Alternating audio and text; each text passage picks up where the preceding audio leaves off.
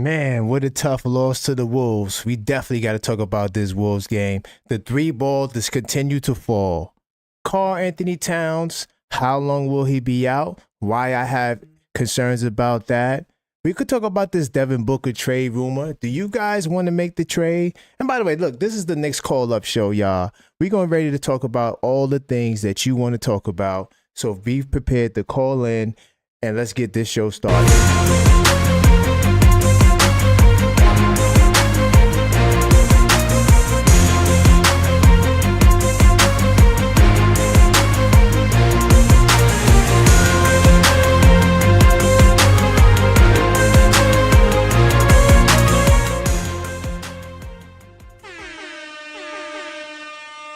Yeah, I'm going to still blaze out the air horns, though we lost. This is the Knicks call-up show.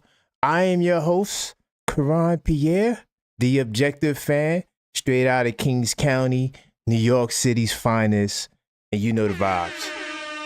So once again, 3 Fridays in a row, I have to be the voice of reason. By the way, do you guys notice anything differently? Do you guys notice anything differently? By the way, salute to Own Dios in the building, New York City. Salute to you.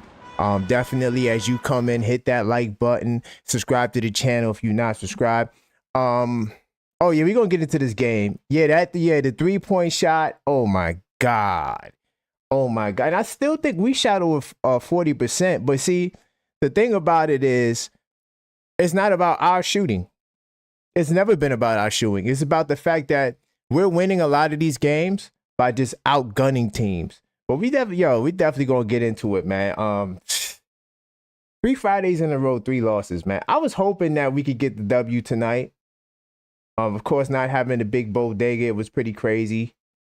But yeah, we shot over 40% from 3. That's crazy. But anyway, as you can see, I got the new studio set up. Been working crazy hard on it. It's just a new look, no more green screen, man. Tell me what you guys think. I have to thank my lovely lady. She's the brain, behind all of this designs and all these things. Hopefully you guys like it, man. Yeah, just a lot of work, but got all the hats here. Got my new hat. Talk about that in a second. But as you guys pile in, once again, I know it was a tough night to watch. I knew this game was going to be tough without Karl Anthony Towns. Like, if we have Towns, we probably blow them out. Minnesota has no defense for Karl Anthony Towns. They have nobody on their team that can guard him. And that's what we were missing tonight. Unfortunately, Jalen Brunson, he was doing good in the first half. But down the stretch, Ant-Man took the challenge to guard him. Very tough. Very tough. Very tough. By the way, this is the Knicks call-up show. You do see the number on the line. 646-995-8389. Feel free to call up and we could talk about the Knicks game. I'm curious to know what you guys think about the Devin Booker rumors as well, the trade rumors, and who you guys would be willing to give up for. The minutes is definitely a problem. We could talk more about Coach Tibbs in the minutes. Mitchell Robinson status and Karl Anthony Towns status. Gangstar said this coach gives everybody. We got a caller.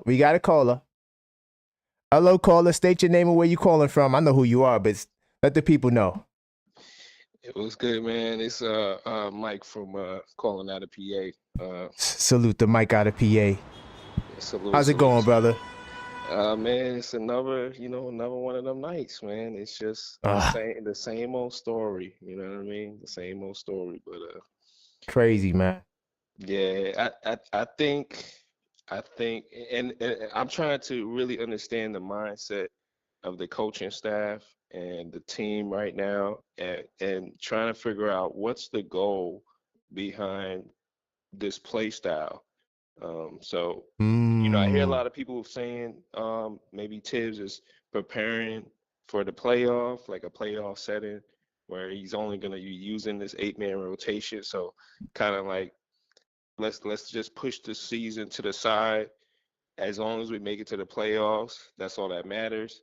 And our play style is going to reign supreme when we get there. And I just don't see that as a way of us getting anywhere, at least having a deep playoff run, because like I said, you stated it early in the show. We having a problem on the perimeter. We can't guard the three. Um, and just the way that the game is played now, like Tibbs, he's not gonna evolve. He's gonna play the way he played. He's gonna coach the way he coach the team. And even KG, there's a clip going around with KG saying how when he was playing underneath Tibbs, how stubborn he was, that he didn't want to evolve with the game. And he was saying if he was Cat or one of these players right now, he would have to pull him to the side and tell him, "Yo, we got to switch this up." But he playing that '90s, 2000 defense, and that's that joint don't work, bro. It's He not said the gonna 90s, work. 2000 defense. Yeah, man. You know, it's funny, right? Like, I think that this team has so much potential, but I'm really beginning to believe these guys are out of position defensively. Like, OG Anunoby, I mean, he's incredible, but he got a bang with Julius Randle. By the way, they did do a good job on Randle. You know, Randle didn't have the greatest night, but I just feel like the perimeter defense would be so much better if Bridges and OG was playing the 2-3 instead of the 3-4. You know, it's something that's off with this because when you look at the roster, you're like, dang, they got a whole lot of perimeter defenders. But for some reason, I think a lot has to do with you know, we don't have a 7-foot intimidator in the lineup blocking shots, you know, pushing guys away from the basket, right? And where you could actually chase the guys off the line. And now there's a threat on the inside, right? And we're not even chasing these guys off the line either. That's a whole nother thing. But what do you think? Do you think that maybe these guys are out of position? You know, you got a whole bunch of 6'2" guys, 6'3" guys, you know, like what maybe it's that. No, you absolutely right. And I've been hearing Knicks fans talk about this and like what's going to be the lineup when Mitch comes back. I think that Karl Anthony Towns does not need to play the five. You see him injured right now, I think because of that. And if I'm on the coaching staff right now, I'm going to tell Cat, you need to tap into your inner Tim Duncan right now. Because brother, every time 2 points is 2 points. Every time he's going into the lane, he's ending up in the third or fourth row. Like he's flying Yeah. into the stands. Like this is a recipe for disaster for Karl Anthony. He's finding success because he got that handle like a guard. He can move. He's almost like a guard that kind of grew out of his position. So he should be at the four. OG should be at the three, and Hart might have to play on the coming off the bench so he can give some life to our bench. We have the worst bench in the NBA. So Yeah, yeah. you know, Cameron Payne, what he did tonight was an anomaly. You know what I mean? It's not he not putting 18 up every night. That's not happening. Yeah, not 18 and 13 minutes, especially. Yeah, You not know. 18 and 13 minutes. And And OG was why he getting didn't get more rebounds. time? But why he didn't get more time? That's a good question. Why? First of all, why is Sims out there starting? Imagine how that make Porty feel and Precious feel Yeah, that yeah, they playing on. You know, they putting up good minutes and they see this bum come up off the court and taking the starting minutes. Like, and that goes to back to my earlier point. Tibbs is stubborn. He gonna play his guys. He gonna play his style, and he gonna die on his sword. He don't care. He don't care. yeah, for sure. Let me say salute to some couple people in the building real quickly. I see Knicks 100. Yeah, I'm not fancy. I just had to switch it up a little bit. Also, salute to the great Maxine in the house. Salute to all the mods and everybody in the building. Yeah, we definitely doing what we got to do. But as far as what you were saying, I somewhat agree with what you're saying. I still think Towns is a 5. My logic for that was you got to put a real good power forward next to him. Like you put Precious next to him. So that way Precious can handle a lot of the dirty work. And then maybe sometimes Towns don't got to play the 5 on defense. You could put Precious on the 5. Sort of like what Denver does with Aaron Gordon. How Aaron Gordon would guard, you know, the tougher assignment. So, and then, and like you said, you still move Mikal and OG over. And yeah, I just think that that's a better look defensively. Now, offensively, I don't know, but defensively, for sure. Yeah, I heard that being, and I'm not gonna be long-winded because I don't know how many people we got in the queue, but No, the, you can rock for a little while. No, we got no I more say no callers. more. By the way, call up, guys. 646-995-8389. This is the call up show. I don't rush people off the phone either. I like for you guys to Yes. talk because I talk on this channel all the time by myself. So I like to have other perspectives. But go ahead. Yeah, I would say the problem with that, and I don't know, I've been paying attention to Precious game. Um, he cannot catch, he cannot catch a pass inside the paint. For me, I don't think he's really a great rebounder like that either. Um, he's not horrible, but he's not putting up Josh Hart numbers. He's not putting up Karl Anthony Towns numbers. And although Karl Anthony Towns is putting up these type of numbers, I'm not quite sure. You probably might know more than me stat wise. They not on the offensive end of the floor. Like he not picking up rebounds on the offensive end of the floor. Um, and that's something that Mitch, at least when he's healthy, he specializes in. So for a team that don't hit shots from like we're streaky shooters, Yeah. I think we need those second chance opportunities. And I'm not quite sure if we're gonna get that putting Precious and Towns together. Maybe you're right, you know what I'm saying? But I just don't know. I'm afraid. I'm really afraid with Cat banging bodies, pause underneath the paint like that, and then Yeah. the way he plays offensively on top of that, it's just I don't know. But maybe you're right. Maybe you're right. Well, right now, Precious, I got the, I'm in research mode and they can see the stats. Precious averages 1.7 offensive rebounds, but last year when he averaged 7.2 rebounds, right? He had 2.9 offensive rebounds. So, I think Precious is better suited at the 4 as well. Mm. And instead of the 5, I just think that he just looks a lot better. Now, one thing Yeah, that you said that I kind of agree with that we might struggle with is the offensive side. The offensive side, I don't know how efficient or how, of course, I don't think it's as efficient as what we got now offensively, but what's the drop off going to be? Do we go back down to like eighth in offensive rating? Like, I don't know that part, but I just know defensively it'll help. I think either way you go between him or Mitch, it would help defensively. yeah. And then another thing is the Cat picking up the fouls too. Like, is that something that he did at the 4 last year? I didn't watch too much Minnesota last year, so I don't know if he was I didn't just watch him. I didn't watch him either, to be honest. yeah. Before he became a Knick, I was like, no, I don't want Towns. Um, I don't want him. But now that we got him, I'm like, oh, I see. I had to do my research, but I think that Towns was on the perimeter a lot more. He did set screens, but he was on the perimeter a lot from what I seen. The little bit I seen from them. Um, so now I think he's more aggressive, especially going to the basket. But he's always had these issues with like charges, like offensive fouls. That's the one thing I don't like from him. He gets like sometimes when he sets screens, he moves. He's not really set. Um, but I'm not sure about what his Minnesota Yeah, days.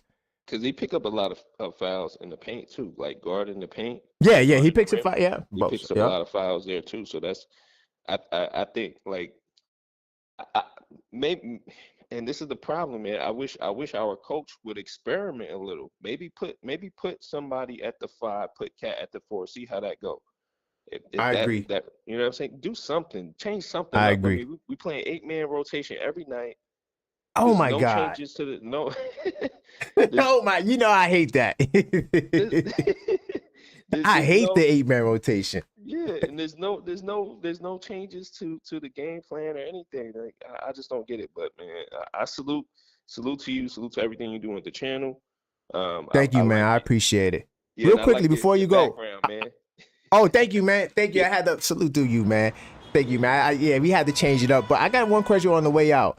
How Yeah. do you feel about a Devin Booker trade? I'm How do I'm you not a feel Devin about that? Booker fan. I'm not a. I've always thought Devin Booker was overrated. I'm not gonna lie. He's over, Mm. especially now. And he would be another liability on defense. We're already struggling defensively. And what is he doing over there in Phoenix? Is he making any noise over there in Phoenix? Like he got KD next to him. Yeah, see, And he that's the got thing. You can't win with KD. yeah. Yeah, what you gonna do in New York? I get it. Like, I was thinking though. I was thinking like, what if? And maybe this is not the recipe, and I'll let you go after this. Maybe we just not a good defensive team. Maybe we just say screw the defense. We get Devin Booker, become unstoppable on the offensive end. But here's the starting lineup though. Hart goes to the bench, right? And I would start because Bridges has to go in the trade, by the way. So I would start Precious. You think you're giving away Bridges? Man, listen, man. I don't know. I didn't expect Towns to come because I said in order for them to trade Towns, they would have to trade a Nova boy. I don't know. I'm not saying they're gonna do it, but there's some room. It's a lot of rumors and grumblings. And salute to Joel King. I think he might have called in the same night you called in. I'm not sure if you heard him, but he predicted that Jalen Brunson will resign. He said that they was actively trying to trade Randall, right? And he also said they were trying to trade Randall at the time for Booker, but the Suns didn't want to do it. So the Knicks always was high. Booker was always high on the Knicks list. This was before the Towns trade. So, man, I wouldn't be surprised at this point, you know?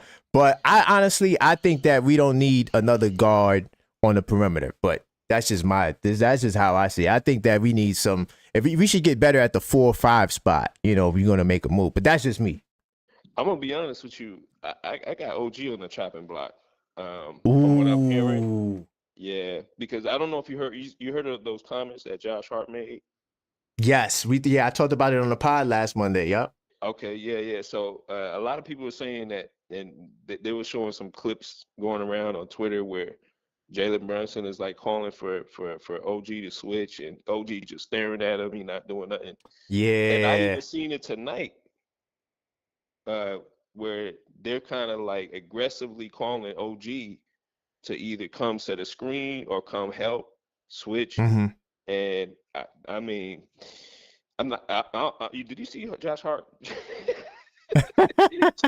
But you know what Josh Hart though? was on fire. Like he was flaming mad. Um, Right. Right. there's some type of problem with the chemistry here. And Ooh, you think so? oh yeah, 100%. Hmm. Mm. Yeah, I there's some was thinking frustration. that I was kind of downplaying the ego talk, but now that I think about it, it could be something there because you know you're losing games that you should be winning, right?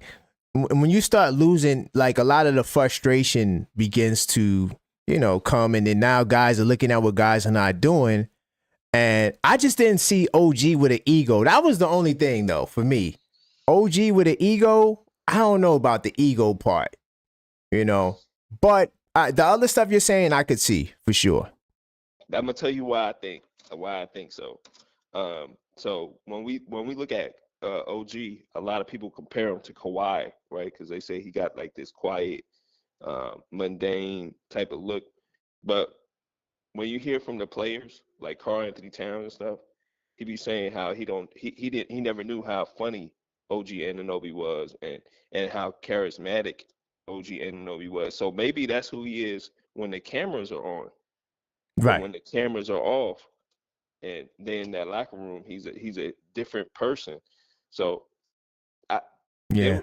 there, he's getting all this money, and I'm gonna be honest with you. I like OG Anunoby. We overpaid him. Okay, we overpaid him. Mm, Yeah, I'm sorry. There's a lot of other players out there who can do similar to what he's doing for a lot less money. He's not that guy offensively. He can't create off the dribble. He can't find his own shot. He's a great defensive player, but he's a streaky shooter in the corner and on the perimeter. He's supposed to be a 3-and-D guy, but listen, unless the other team is wearing a Raptors jersey, he's not really performing like that. Let's be honest. Let's be honest. Like on the yeah, offensive end, he he's hasn't been not really consistent. on the offensive end. The only time he's really put up numbers, like crazy numbers, that we thought he could be our third option was when he's playing against Toronto. And I don't see that happening in the playoffs like that. I don't see him getting off shots the way he gets off. He takes a lot of time with his shots, and he's very clunky.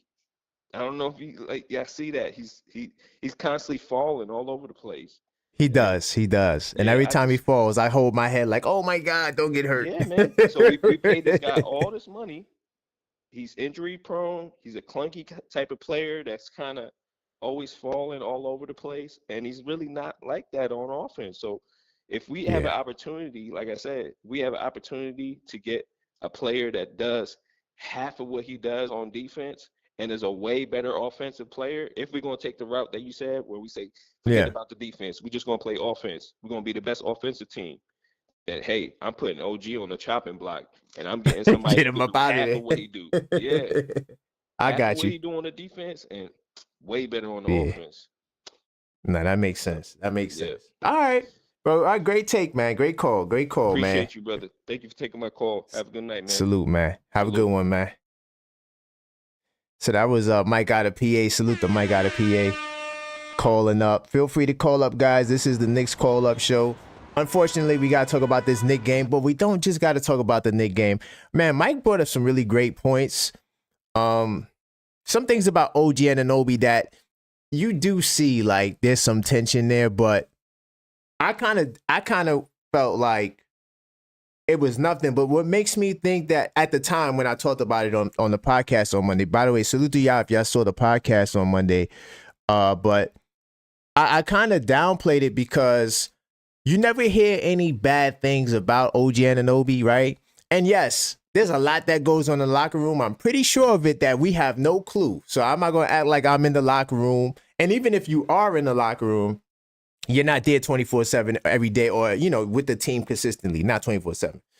So, when Coach Tibbs said that Josh Hart, because I saw that, when Coach Tibbs said that Josh Hart should not call out his teammates, I'm like, whoa, where, like which teammate now? Now it made it like, okay, there is an issue there. There is something to it. Because if Coach Tibbs would not address it if it was nothing there, right? But I was hoping that maybe Coach Tibbs misheard it, missaid it, because these guys still look like, of course, they get into situations where, I've seen Towns and a couple of plays that didn't go right, and guys are like, telling each other like, yo, you should have been here when you should have been there.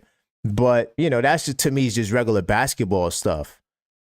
Now, when we talking about things that jeopardize the chemistry of the entire team and how things are rolling, I did not expect that. But when you're losing, it makes it hard. By the way, salute to the chat. Let me see salute the Knicks 100, man. I know you get. I see you going in the chat. Let me see what you guys. Let me see what you talking about, man. You said OG has Bridges and Hart money. They trying to get him out of here. Now just a second ago, OG walked on water. All you heard was how he affects winning. Now look, you know what, Knicks 100? You have a point, because when we did the Knicks in 10 show, we was looking at, we track all the stats all year round. And literally, OG Anunoby, who was the plus-minus god, his numbers damn near cut in half plus-minus wise. Like, we talking about within a 10-game stretch, his plus-minus cut in half. So maybe, OG, he's kind of... But you know what? I'm going to give OG some defense still, because I do feel like he's being played too many minutes. And this Knicks team is in the bottom 15 defensively, right? Or we 15th in defense, right? So this Knicks team as a whole is not good defensively. So I'm not going to put all of that on OG, but at the same time, he's playing a lot of minutes, man. I think this might be the career high for OG Anunoby in minutes, right? This might be the career high for OG. Let me see. When you go to his stats, look at OG's minutes, y'all. This is the high. 30. Well, no, he played 36 minutes, but only 48 games in 2022. He had an injury year, right? But see, 36 minutes a game, injury.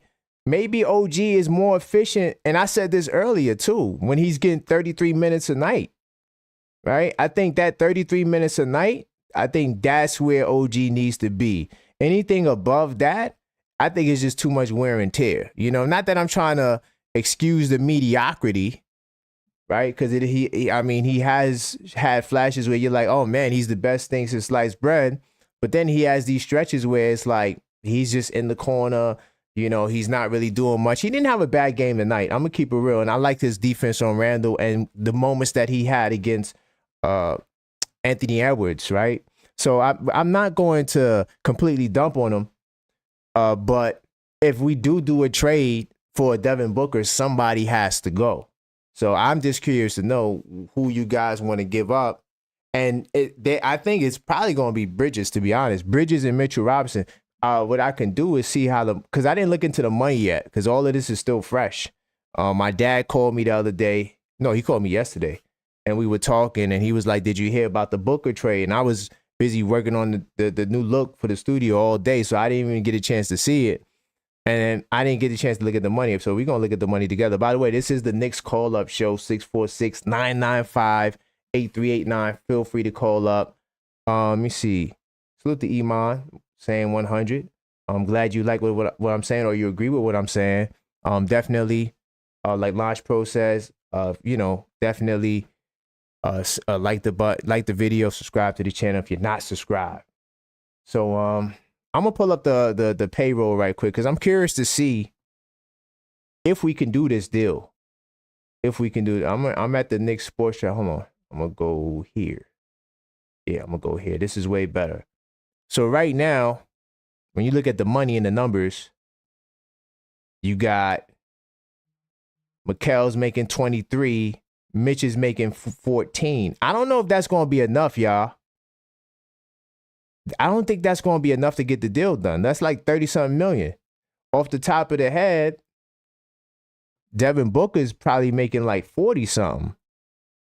Let's see if we could get him right quick. Devin Booker. I know OG. OG. I'm not talking about OG. I'm talking about Mikal. OG has a trade kicker. OG might make that trade work. Yeah, look, this is Devin Booker. Devin Booker is making $50 million, y'all. So there's no way we could get Devin Booker unless you're trading OG and Mitch makes the deal work. You trade OG and Mitch, that'll make the deal work for Booker, but I don't think the Suns are going to bite off of that. I'm going to keep it real. Bridges might be a sexier player in the deal. No, I shouldn't say sexier. I got to say a pause for that, but he might look more appealing because he's more of a two-way player than OG, right? He's a better shot creator. So you're getting somebody who averaged over 20 points per game. OG's never been there. So you would go after Mikal more than you would OG. I just think that and the rationale that Mikal was traded for 5 first-round picks. You see what I'm saying? So let me see what you're saying. Knicks 100 says Josh Hart never made the playoffs until he got here. Now he got the power to call people out. I don't know if that's what I'm saying. Like, I don't know if that's a call out, y'all. It's a call out, but is it a call out? You know, like, I don't know, man. I feel like, what's his name? Coach Tibbs, he made it more than what it, like, if Coach Tibbs would have never commented on it, I think it would be water under the bridge. I think it would be water under the bridge. But I'm gonna tell y'all something else too. You know what? Let me go back to the game.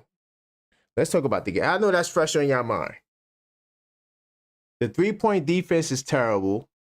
22 of 40 from 3. That's exactly what the Wolves did. 22 of 40 from 3. Like, teams shouldn't be shooting 55% from 3-point land. Now, granted, we shot 41%, and we got a very good record. I don't have my stats in front of me, but we have a very good record. The last time I think I do got it. The last time I checked, or the last time I noted, when we shot above 40% from 3, we were 15-2. So we dropped this game, and we were shooting well. So offense is never the problem with the Knicks. Yes, we should have got more points up, but if you get 18 points about what's that, 20, 28 points from your bench for the Knicks, that's a win. Because on most nights, you're not even getting 20. So the bench came through and did what they could, even though I felt like Campaign should have got more minutes. He was cooking,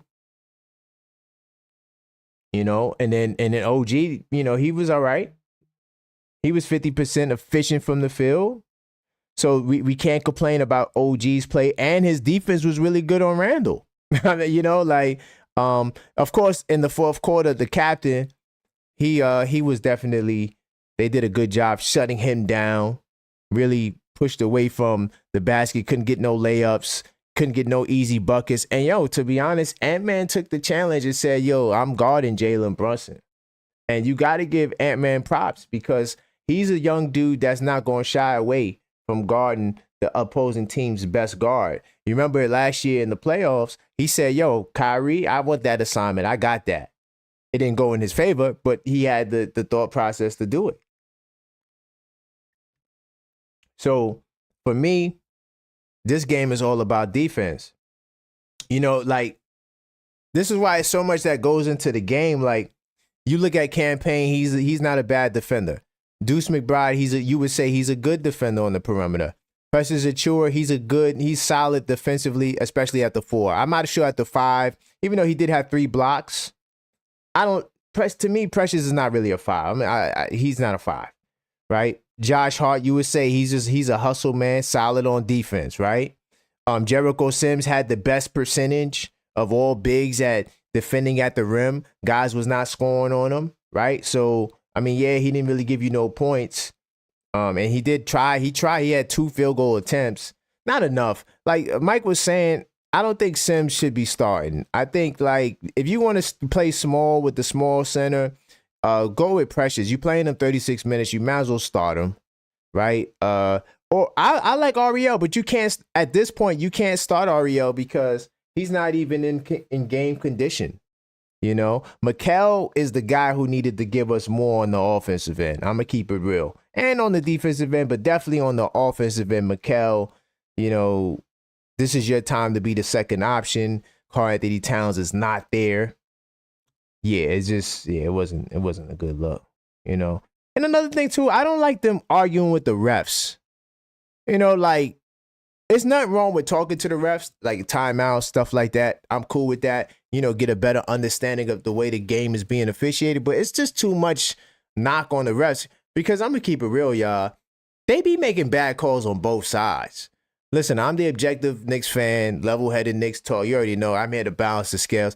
They make bad calls on both sides.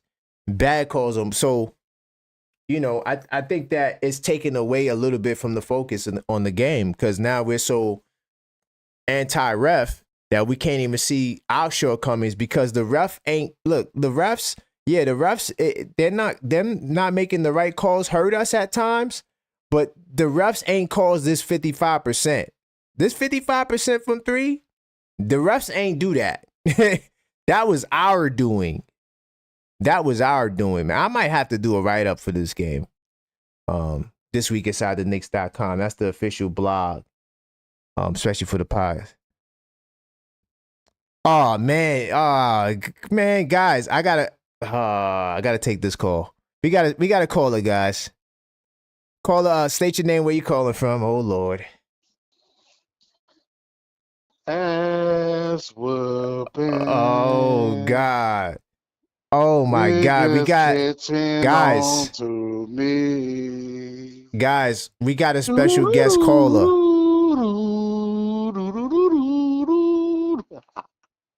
And he's only special because he's my cousin, and I love him. He's only special because he's my cousin, and I love him. But he's gonna come. Listen, this guy, he's a Laker fan.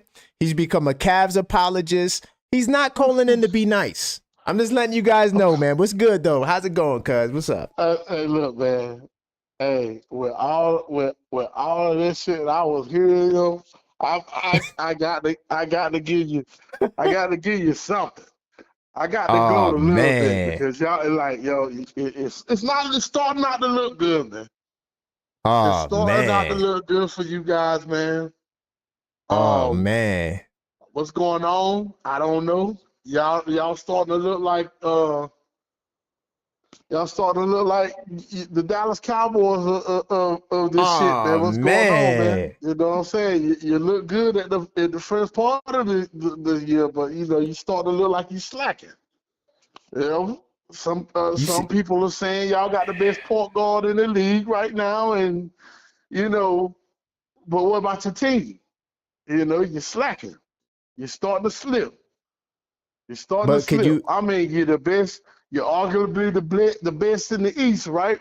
That's what I'm told. That's what I don't know. That's what I was told in nah, we all. we we can't You know say what I'm that. saying? No, Not being objective, we can't say we're the best in the look. East. We can't say it. Okay. Well, you won't be an objective at the time. You know what I'm saying? When you were saying it, you were just happy. But then Well, you you talking got on about your when little wing. But then go ahead. we're gonna do a little review. We're gonna do Go ahead. a little review of things, of how things was going, especially in the summer. In the summer, we was the best. We was DJ Khaled. You know what I'm saying? At first, we was DJ Khaled. Then, as the season went on, you know what I'm saying, it looked a little bit, it looked a little shaky. But then y'all got on a little run. Y'all got on a little run. Now you saying you was talking. We done made our little nice bet about the Lakers and the and the Knicks, right? I'm still I doing think good. it's We good. whose record's gonna be the best, right? Yeah, and the Knicks is definitely gonna have a better record than the Lakers. I don't think that's. I don't know. Come on, We ain't too far off. We ain't too far off. Y'all let's got put the it on the better screen. team right now. You know what I'm saying? But y'all don't know how to handle it. You know what I'm saying? I think your team just don't know how to handle it. You know what I'm saying? 21, I think it's gonna 21 come is to a point. I think it's gonna okay. come to a point where there's gonna be some major arguments going on. Well, according to a lot of people that's been talking about it, I talked about it on a podcast on Monday. There happened to be some turmoil, some tension between Josh Hart and well, I'm not gonna say turmoil and tension. I'm just gonna keep it real. He called. They're saying that people are suspecting he called out OG, but he called out somebody on the team because he said that we don't need to have egos. I was downplaying it until Coach Tibbs said that Josh Hart shouldn't talk about his teammate like that. I'm like, whoa, what are we doing? See? I just felt like that's adding fuel to the fire. So I'm just a fan at the end of the day. So I can't come in and continue to protect that. I can't See? I can't do it. You know, I mean, so it's just starting to look like it. You see what I'm saying? It's just starting to look like it. It's just starting to look like y'all all over the place. You know what I'm saying? Y'all just starting to look like y'all. I told y'all ain't got no chemistry, man. You know what I'm saying? You ain't got no real identity, man. You don't. You really don't. Y'all just out there balling, man. Y'all ain't really got no real identity, and it's starting to, but it's starting to show though. It's starting to show. hold on. So being that we don't have identity or chemistry according to you, I disagree with that. I'm gonna ask you a question. Do you think that the Knicks should make the trade for Devin Booker? Ooh, There's rumors. There's rumors. ooh, ooh. No. Why would you do that? I don't know. I don't think you should do that, man. But I mean, I wouldn't Mm, be mad at it, but no. You know why? yeah, Because why? scoring isn't a problem, right? Scoring isn't the problem. That's the part that I don't think some Knicks fans, because I did a poll on this actually earlier, and there was a good amount of people. I don't remember exactly what it is, but there was a good amount of people that was saying we should do the trade. And I'm like, if we do the trade, I mean, unless like we just gonna say F it, we're gonna be like the Cavaliers and just balls to the wall with offense and not and no concern for defense. I don't like it. I like it, but I don't like it I don't like it because either. tonight, Not right? in, Tonight the Timberwolves shot 55% from three. really, boy. Ooh, Devin Booker is not gonna help with that, y'all. no. He's Especially on the not gonna help defensive with that. side. He's not. He's not gonna help with that. So if you can't defend, you it's hard to win the championship. It's Do hard to you win. feel like let me ask you this, man. Do you feel like Brunson getting to the rim like he did last season, man? Yeah, I mean, he had 3 straight games. He was averaging 30. He had 30 points. He had, how much he had tonight? He had 26. And remember, he had 26, but in the fourth quarter, he was on smash. He couldn't do nothing because they Yeah. was loading up on him. But nah, Brunson is still, the Brunson burner. The problem I feel like is just the Knicks, the defense is not giving them some grace. Like every night, I'm not gonna say every night. Most nights, we're just outgunning teams. Like it's just like it Yep. gets to a point where they can't compete with the arsenal that we have on offense. But when you get against like a team like Minnesota, who's not a good offensive team, by the way, they're in the bottom half of offensive rating, and they can put up 116 points and shoot 55% from three. Like they looking like the 20s. What's that? The 2016 Warriors, whatever Warrior team, looking like it's crazy. Like that's not Yeah. how it's supposed to. That you can't have real success like that. So I'm concerned because honestly, I don't know what trades they could make outside of getting a 6'9", an up type of dude that can play the 4-5. I don't really know, man. In terms of a trade wise, now you could just wait Mitchell Robinson out because we got some reports that he's doing some solo workouts. He's working out by himself, so they're hoping that he'll be ready by February. So if he's ready by February, that's only a couple of weeks. You might as well just hold on and just We keep talking about this guy, man. We've been talking about this guy for a long time, man. Look, we keep talking about we talk about him and Dennis Schroeder, or like they are really I ain't gonna say they're not factors. You know what I'm saying? You gonna still be the same nah. old Knicks with Mitchell Robinson. No, not defensively. Yo, I think he'll help us defensively though. man, Defensively, he'll help us. Nah, they'll you run can't. him into Come the on. ground. They'll run him into the ground. Who? Were you talking about Tibbs? Or you just saying the other teams? The other teams, they'll run him into the Nah, ground. he's athletic, man. Nah, Mitch is Man. athletic. Mitch ain't one of them old slow bigs from the '90s. Nah, he can move. Man, you don't know what he is now. You don't know what he Well, is see, yeah, now. that's true. That's true. That's You see true. what I'm Come back saying? off You don't injury. know, You get to them late 20s, hey, early 30s. Yeah, you're right. they You're be right done about sat that. there. They'll be done sat there and let him do what he do. You feel me? Yeah. Like, I mean, even though he sit there under the rim, you know what I'm saying? You put him in a position where he's away from the basket and he got the ball in his hand, then what? You see what I'm saying? Like, Well, he ain't. Nah, Mitchell that's not his Robinson not game. gonna play. He ain't gonna play a lot, man. He's not gonna play a lot. Whoa. You said Mitchell Robinson with the ball in his hands away from the only way that'll happen is if he's doing a handoff. Yeah. Dribble handoff. Dribble Yeah. handoff. That's the only way, man. He's like, man, he's worse than, man. Let me tell you something, man. We might as well not even talk about this guy. We might as well like, yo, yeah. he's done. He's done. No, he's not. He's That you done. can't say that. If he's coming back in February, you can't say he's done. He's done with y'all. That's a possibility because we don't know. We don't know. There may be a trade on the horizon. The Knicks is always known for mid-season, deals. OG Anunoby, Bogdanovich, Josh Hart. Every year, it could be a month before the deadline. It could be a couple of days. The Knicks always do something, and I just don't know what they can do because the way the salaries is set up is just I don't know. If I'm gonna make a trade, right? Yeah.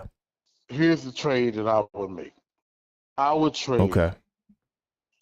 I would trade either Bridges or OG and get some of my loot back and get me a top of the line role player. You know what I'm saying? Another top of the line role player that really don't like that's better at playing off. Y'all ain't really got no like. Y'all don't really have no identity though. You know what I'm saying? Like y'all ain't really got no Man, you real keep off the saying ball. that. Y'all ain't really got no real off the. Who y'all real like other than Josh Hart? Who plays off the ball? They all play off the ball. Technically, Bridget, they You all think do. so, man? You really like Yeah. all I see is them guys. Y'all shoot a lot of threes too. Y'all do shoot a lot of threes. Nah. We actually in the bottom half in that. We want to shoot more threes. Man, And we're not nah, getting y'all don't enough. need to. I'm gonna Y'all tell you don't right need now to. where we rank. I'm gonna tell you where we rank. So right now we rank 24th in 3-pointers attempt at 35 a game. We in the bottom 5 in terms of 3 points. They want to take more. But remember, we still top 7 in 3-point percentage. What are we? Hold on. We're Yeah, y'all 37%. yeah, So y'all around 37.5%. about what 37%. That's good, but Yeah, like 37.5. Mm-hmm. if I could get like y'all need somebody more like I don't know, man. I thought that them dudes are this is personally when y'all got Bridges, I Yeah. thought y'all were gonna be getting like I thought y'all were gonna be getting like oh my God, a fearful two-way player. You know what I'm saying? But I don't see that. I don't see Because that at all. but I don't think Bridges' strong suit is guarding guards on the perimeter. You know what I'm saying? Like I feel like I'm talking about point guards. Like Yeah. I feel like he's better like for 2 guards and 3s.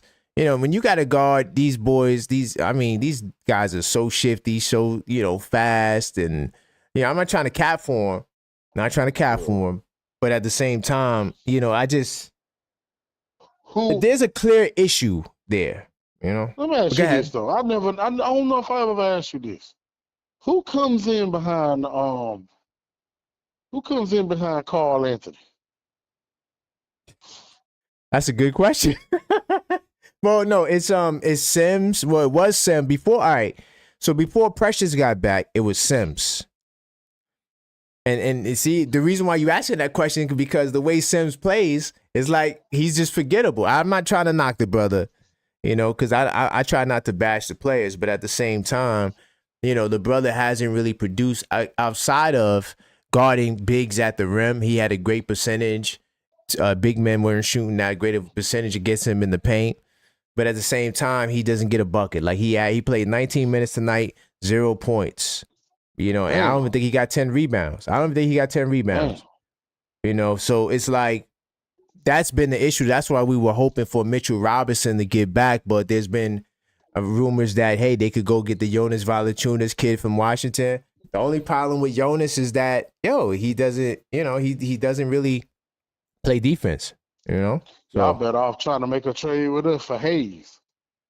hell, stop it. Hold on. Let me You see some of these crazy. chats. Hayes, let me see some of Hayes these can chats. do something. Let me save Y'all you could from do you what you something with about to Hayes, say. man.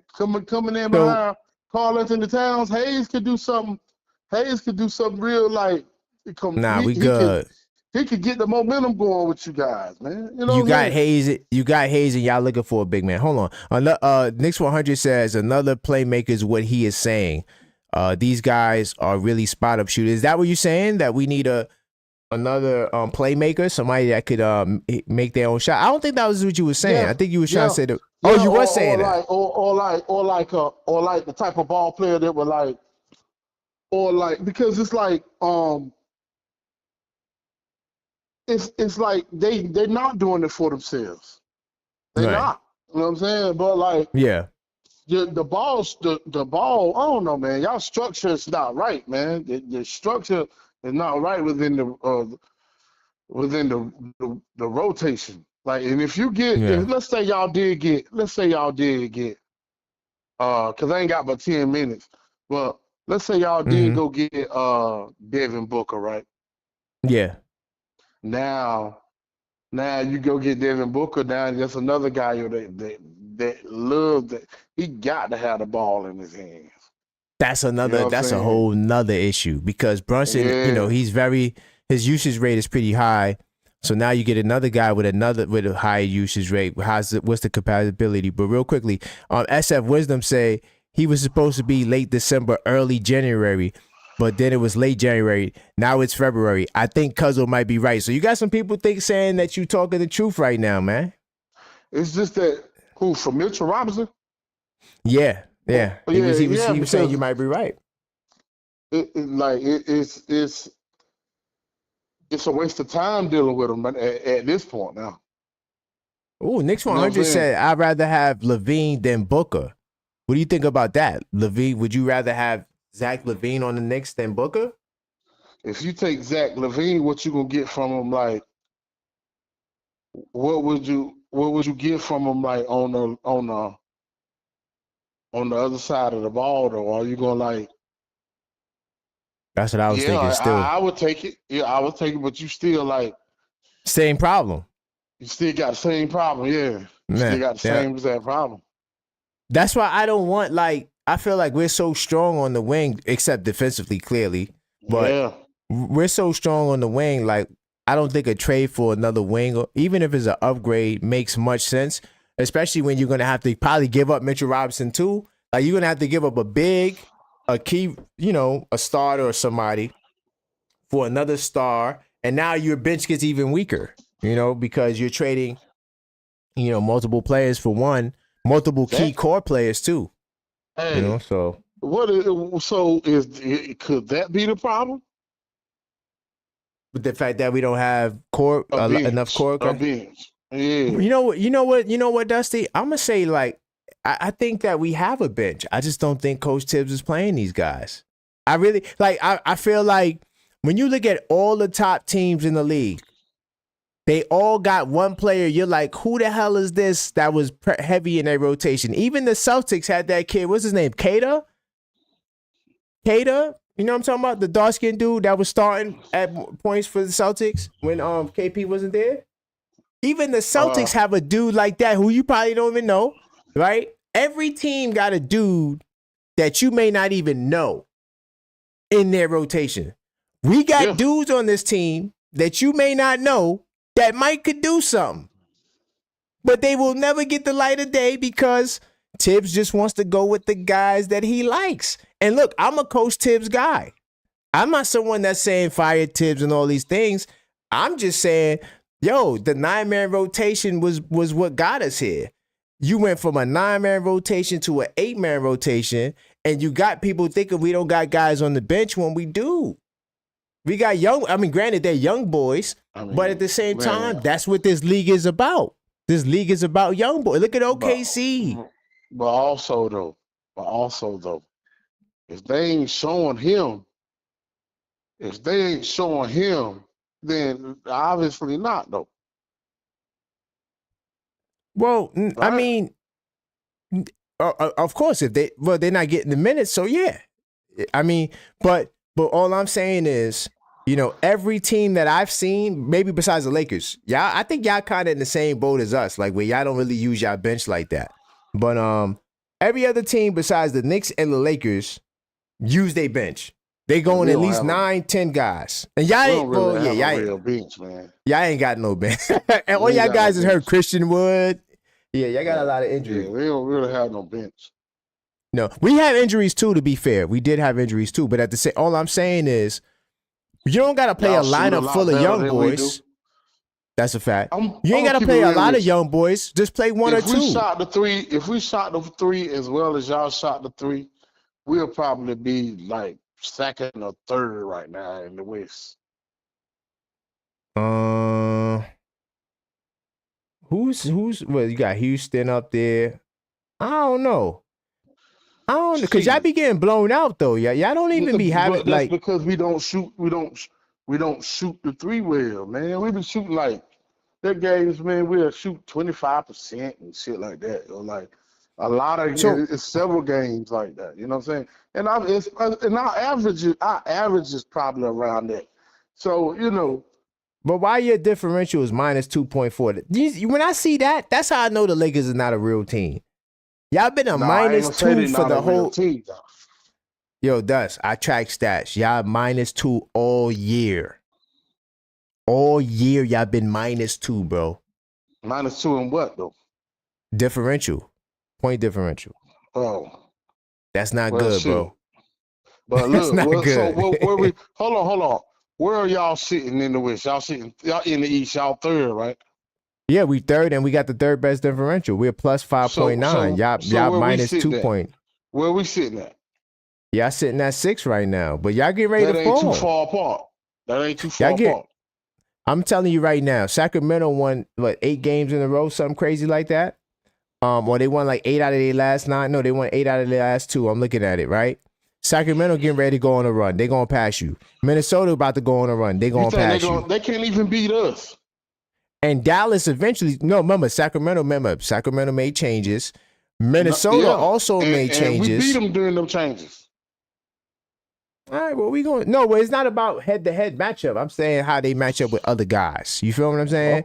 They playing well. That's all I'm saying.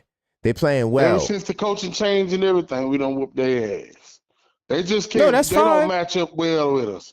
They don't match But that up don't well mean, with but us. that don't mean they ain't gonna pass you in the standings. See what I'm saying? That's all true. I'm talking That's about. true, but I'm talking about in the doubt standings. I doubt it. I think we're gonna get up in the standings. To be honest with you, I don't see it, bro. But I hope you the best. Especially with the trade that I'm hearing about. What trade is this? I don't want that trade. I don't want them to make that trade because I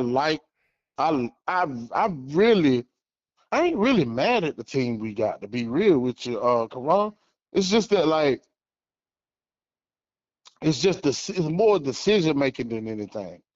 See what I'm saying? Oh, so you try to put it on the Blue Devil. You try to put it on the T. I knew it. I knew that's where you were going. No, I'm talking about the decisions that they make with the ball.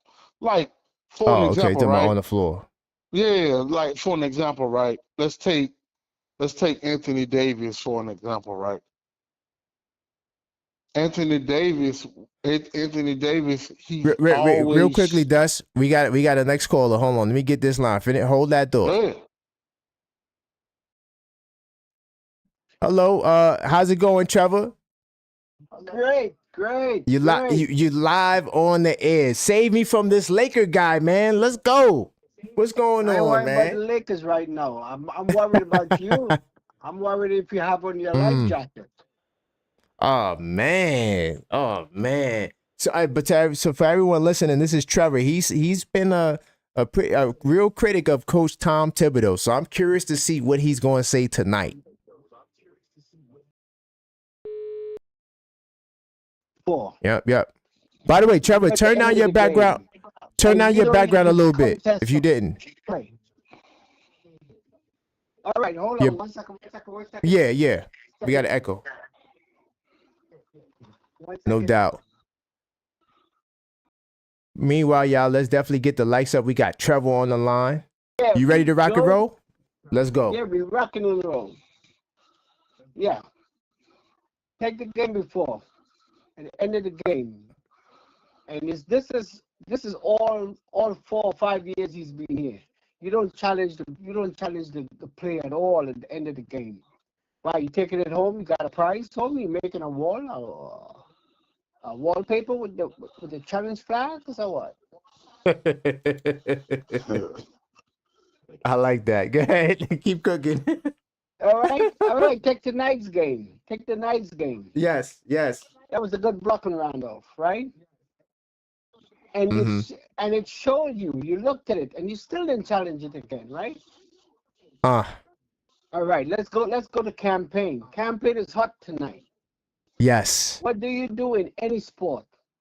When a play is hot, you work it until they can stop them. Yep. Right. When did he come out? Early end of the first? And In the second, he came. I think he came in. Yep. Yeah. And he didn't see any time until almost the end of the half, right? Right. When did he come in the third? He came in the third after about 10 minutes. Yeah, he came in the third for like a couple of minutes, and then he went out. He went back out once Brunson came back in the game in the fourth. Yep. That's my point. A coach in any sport is supposed to make adjustments. That's what a coach is about. And you use the hand that you have, right? Right. tonight might have been his night. The bench was doing good tonight. How about giving the other guys and them a little breather? Let me tell you something. When you have a bench and they don't have any hope of coming in, they'll never be ready. That's a fact. Every sport, they'll never be ready. You know why? Their body tells them, I'm not getting in. Yep. I agree. I agree with it. I agree with it. So I hope you have your life jacket with Tibbs, because you gotta go. Gotta go. Wow. Wow. He's not listening to anybody. He's doing just his thing, and no matter what, I honestly think he's coaching against the Knicks. Wow. Mm. You saying because he got his Damn. bag, he just got the extension. So you think that he just That's right. His buddy hooked him up. So guess what? All right, let's go right back. His two previous jobs. What did he get fired for? And the both of them. Well, I know in Minnesota, yeah, he definitely was stubborn. In Minnesota, I don't think they should have given him the executive job. I think that kind of like also disrupted the chemistry, because just because you are a good cook or a solid cook doesn't mean that you could actually put together the ingredients. You know, that's somebody else. That job should be for somebody else. Let's go to Chicago. Come on, I got to roll out. What did he do? All right, Dust. I'll talk to you later. Okay. All right. Yeah, let's take to Chicago. What did he do? It's the same ingredients. He doesn't change. Why are we expecting change when he does not change? Wow. It's hard to push back, man, because you're starting to see a lot of what you've been talking about happen, unfold in the games. Like, I mean, even when you just look at the rotation, we keep saying to play extra guys. You know, I'm not saying he has to play these guys 20 minutes, but you take Ariel and the young boy and give them, you know, alternate between them two. One night Ariel gets 10 minutes, the next night the other brother get 10 minutes. So that way, when it's time for them to go in the game, they're not, oh my God, the moment's too big, because they've been sitting and they're only playing in the G League against subpar competition. The moment is not too big. The moment is not too big. The only thing that is happening is I'm not expected to play. Facts. So the moment is not really too big. It's like, what's my expectation? I don't have any expectations. Right. Because you don't believe in me. No matter what I do, you don't believe in me. How you think campaign fee? I'm not a big campaign fan, but he gets in there and he hustles. All right, that's what we want. Right? And yeah. Now, how you think he's feeling? I'm fire hot. And you just take me out and breeze me out like you always do. Every player that's hot. You watch him, he'll take him out and you'll sit him down for 7, 8, 10 minutes. Like we have to get down by 10, 15 points, and then you bring him in and you want a miracle. Yeah, that's not going to work. Every game is not just some games. Even when we won the other night, there is no reason why we had to go to overtime. None. Absolutely none. You don't have to be a rocket scientist. Yeah. That's true. You know, why are we I was protecting him? Why? Yeah. You know why? I'm gonna tell you why. Because, you know, he has done what he's done. Like, we've been in the doldrums prior to him getting here. You know, he first year coach of the year.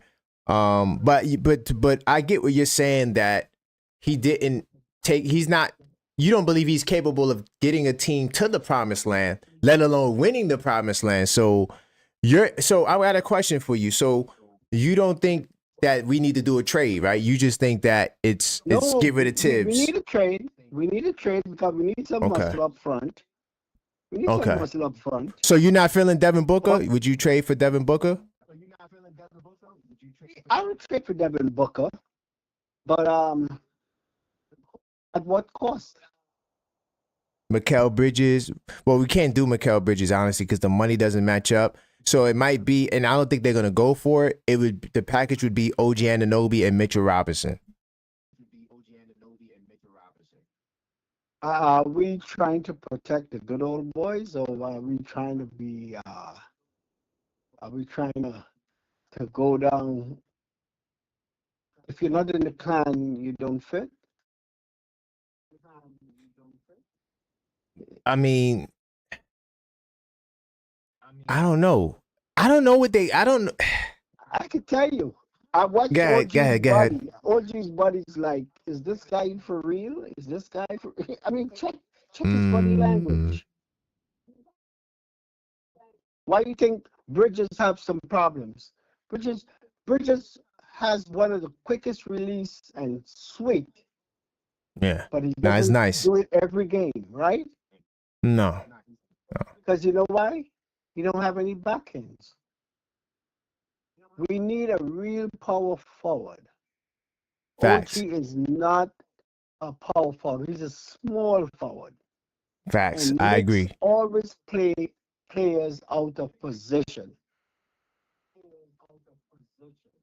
Hart is getting rebounds, but it's just Hart a power forward? No. No. Come on. No. We Yeah. get away with it. We But- have major problems starting from the top. You Wait. So Sims in there. wait. Hold on. When you say the top, what's the top? You got Dolan. From the coach. Oh, you saying coach? Okay. So you're not But saying we Leon don't know Rose. anything about the other part higher up because they don't speak to anybody, Right. right? So are we going to hang on to give him as much time as he needs? I'm a big Knicks fan. Come on. Well, we're not going to make it to the second round if this comes up because everybody will be tired. I agree. I think that he needs to open up the rotation to at least nine guys. I'm cool with 10 too, but he's not gonna play that much. 10, But at least you play need 10 in this league with the rate, with the speed. You need 10. You need 10. It's not like if you want it, you need 10 because it's too fast. Yeah. All the other top teams are playing 9 or 10 guys. I mean, some teams are playing 11. Like OKC plays damn near 12 guys. I guess they're crazy, right? No, they're not. It's working. They look really good. All right. How come they always find a gem that you never heard of before? Mm. You know why? I think because they cultivate in season. Right. Yeah, they cultivate all right, it. let's go back to San Antonio. San Antonio has always found out players that were chosen in the second rounds and came from nowhere. You know why? Because Pops played them in season. Yeah. Right? So their body and their mind is in the game. Right. In the Knicks, you're hoping you do get some light. And when you get some light, you like, what the hell? What's the use? I'm still have to pass it. I can't even take a shot. Yeah, you looking over your shoulder at the bench. Yeah. Yeah. Oh man. I can't watch the next I can't game. I can't even defend Tiz because I agree with a lot of the points you're saying. Like I think that it's time to make the change. We didn't want to change the starting lineup, but it might have to change.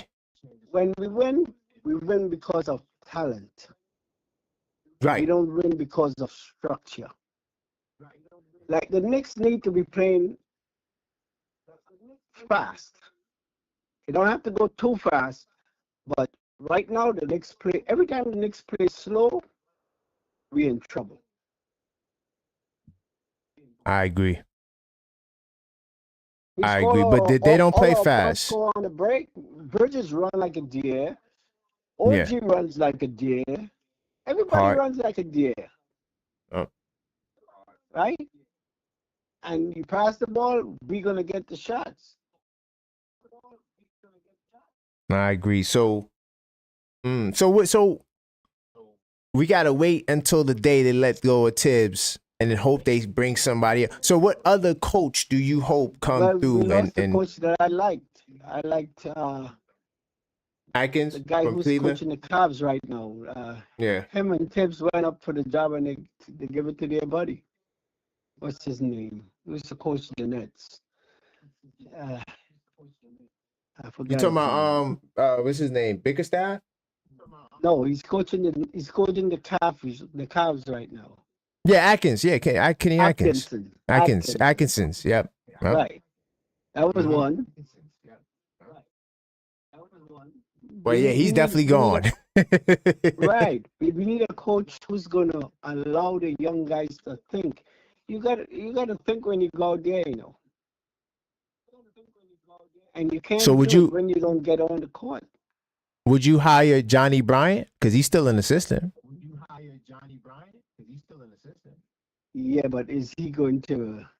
Yeah, for a head wait. coaching job, he's out of there. Head coaching job? Yeah, he out. Yeah. You see? We need a guy who's gonna actually try to develop our players. We don't have any players being developed. It's sad, but it's true. What happened to Yeah. Toppin? Yo, you know, I talk to my dad about Toppin all the time. I'm like, yo, it's a shame. We got a dude 6'9", 6'8", athletic, plays a little defense. If he can show you something, but you're not even giving him the time to you know, it's like they got a good G League team, right? The G League team is like a super team, but these guys need NBA minutes so it can translate. You can't just put these guys in the G League and then expect them to come up one game and produce. But even when you bring them up, you don't even get them to run. They get maybe 2 minutes at the end of the game, maybe. Maybe, yeah. Come on. You could be up by 25 points, you still don't give them a run.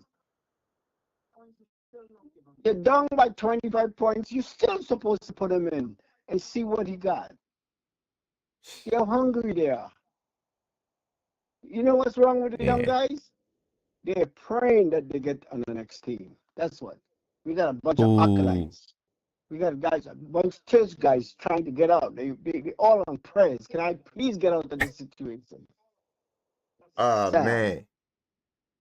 Oh, man. It's sad, man. It's sad. So, final words, brother. Man, I can't even give you no pushback, man. I tried, but I can't. Because I'll be waiting. Okay. I'm listening. I'll be waiting. Yeah. All we have right now is time to see if it can turn around. If it don't turn around, and every Friday if you don't allow them to play. I agree with that. Even when the guys are hurt, you don't play them. No, I agree. But all right, man. Yo, man, this is my man out of Queens calling up, man. Salute to you, man. Great stuff. I look forward to your call, man. Brooklyn via Queens. I'm Queens now. Oh, Brooklyn. Okay, whoa. Kings County in the house. Okay, well, I just remember Queens, but okay, salute. Yes. Brooklyn first, and then yeah, Queens. Brooklyn always. You know that Brooklyn. Yeah, no offense to the Queens people, but you know what we got to do. But all right, man. Thank you for calling up, Trevor. I appreciate it, man. I was waiting. I was waiting to see the fellas. Good conversation. Oh yes. Say, guess what? Hit back. I'm okay. I can't handle it. I can't hit you back tonight. I gotta let you rock. I can't hit. Listen, we can't get smacked by damn near 20 points, and you expect me to defend this guy? Like, no, I can't do it. So, but next time we'll see. Watch Monday when we play against the Hawks. Watch again. Oh my. Watch again. Oh my God. Oh my God. Yeah. Well, I'm doing the podcast Monday morning. Matter of fact, when you get up, I'm gonna share the schedule. But yeah, we'll see what happens on Monday, Trevor, man. But I'll talk to you. I'll talk to you next time, brother. All right, man. All Stay right, have a good strong. one. Yes, yeah, we gonna stay. All right. Oh man. So yeah, y'all, that was Trevor out of Queens, Brooklyn. Salute to him for calling up, man. I can't even go. Trust me, I'm a Coach Tibbs guy, but I'm the objective Knicks fan. You know, I'm not a man fan. I don't care about individuals, you know, especially when we compare them to what this is all about. This is a Knicks channel that we Knicks fans. So no matter who's on the team, we riding with the team unless you're going to jump off the bandwagon. So, you know, to the people that say they want to get rid of Tibbs, I always ask who you want to replace him with, because, you know, if you ain't got nobody to replace him with, then that's all we got right now, because we can go back to Dave Fizdale and, you know, who else we had? Mike Malone. Like, it was a whole bunch of string of coaches that year. So Tibbs has been the model of consistency for us, at least like in terms of winning seasons. I'm not saying championships, but we'll see, man. We'll see. I mean, like I said, I can't even defend Tibbs. I don't like what he's doing in terms of how he's not playing the young guys. You could easily give Ariel 10 minutes, right? Or Pacome Dadier 10 minutes, depending on what you need. I don't see why he doesn't do that. By the way, this is the Knicks call-up show. 646-995-8389. If you have something you would like to say, we could talk about the game, but then we could talk about Tibbs. We could talk about the trade rumors. Real quickly, I want to show you guys some of the upcoming programming that we have. So we got a Knicks call-up show. That's tonight.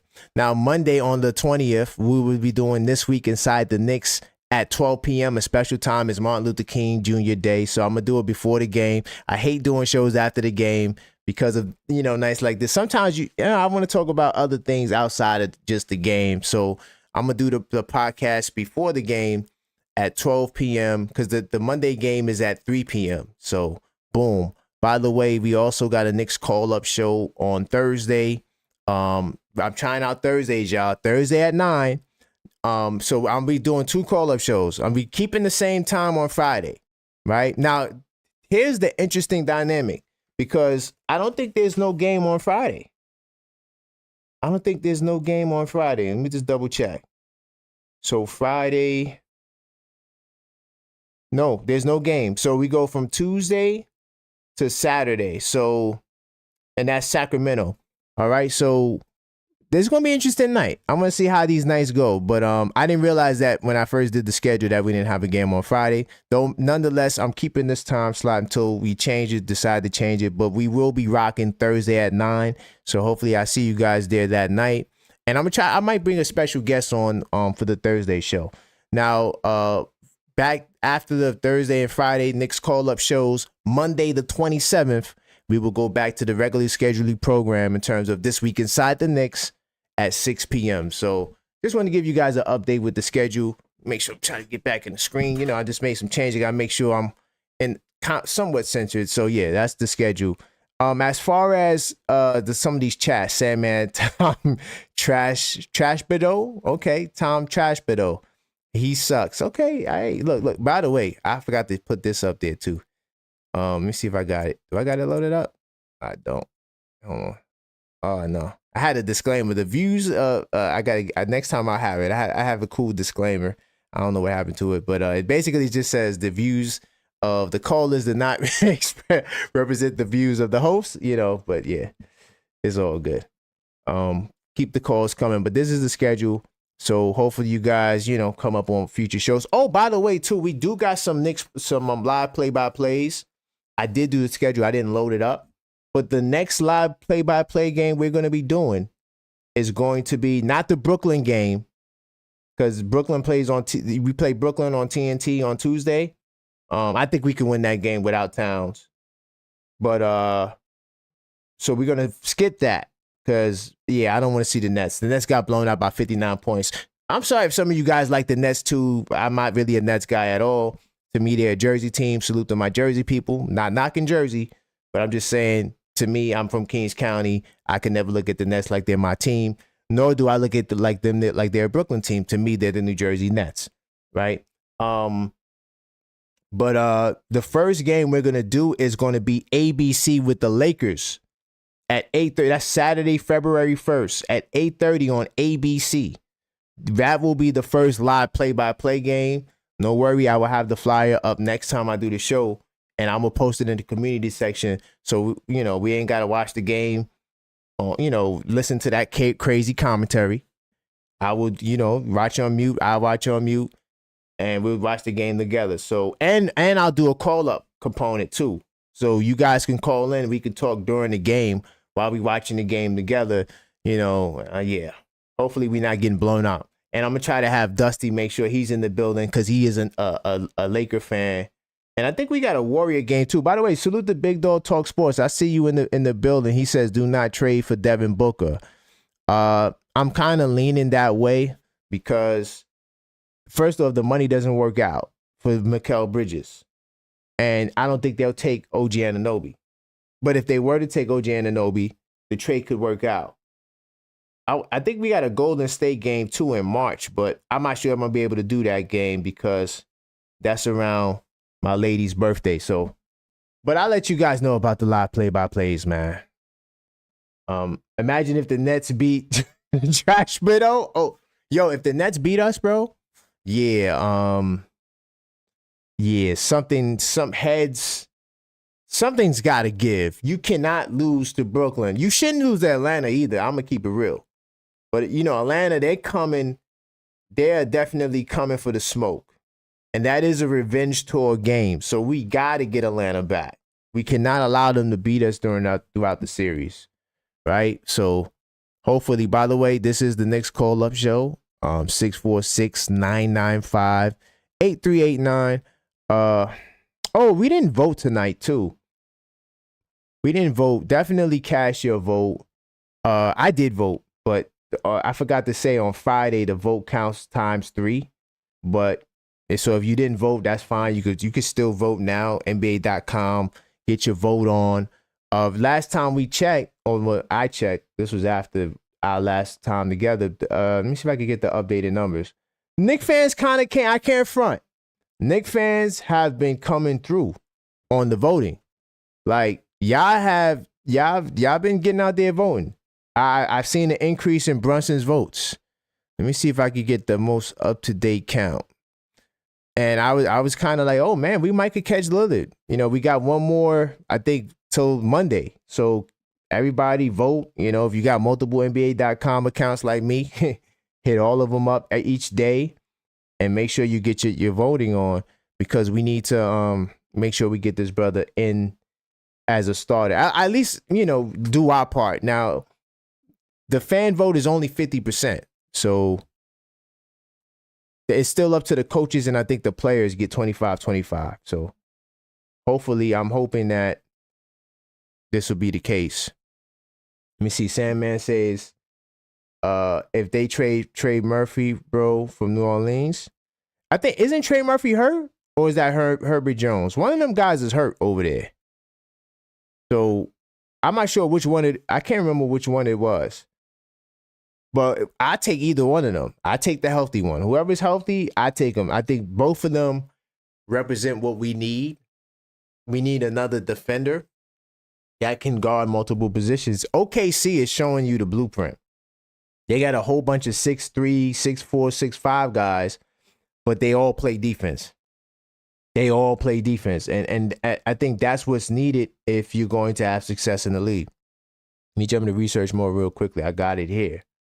So look, this is the updated vote. So you see Towns is pretty much a lock from the fan perspective as a starter. He's pretty much locked in with the 2.4 million votes. So I'm hoping that Knicks fans, played a role in that. I think we did, but I still think that most of Towns' votes were like casual fans that watched SportsCenter and seen that he was Eastern Conference Player of the Month and he was dominating and he's been the best center in the Eastern Conference. All those things in a nutshell, I think, propelled Karl-Anthony Towns to get 2 million votes, because last year, and we revealed this on this show last week, that Karl-Anthony Towns only had 145,000 votes last year. And he was an all-star last year. And he only had 145,000 votes. What changed this year? I wonder. Right. And this is to my man Mike and PA too. We had slightly differing views on whether or not Towns was a 4. I think Towns is a 5. He being the 5 got him to this point and the numbers and the production he's had.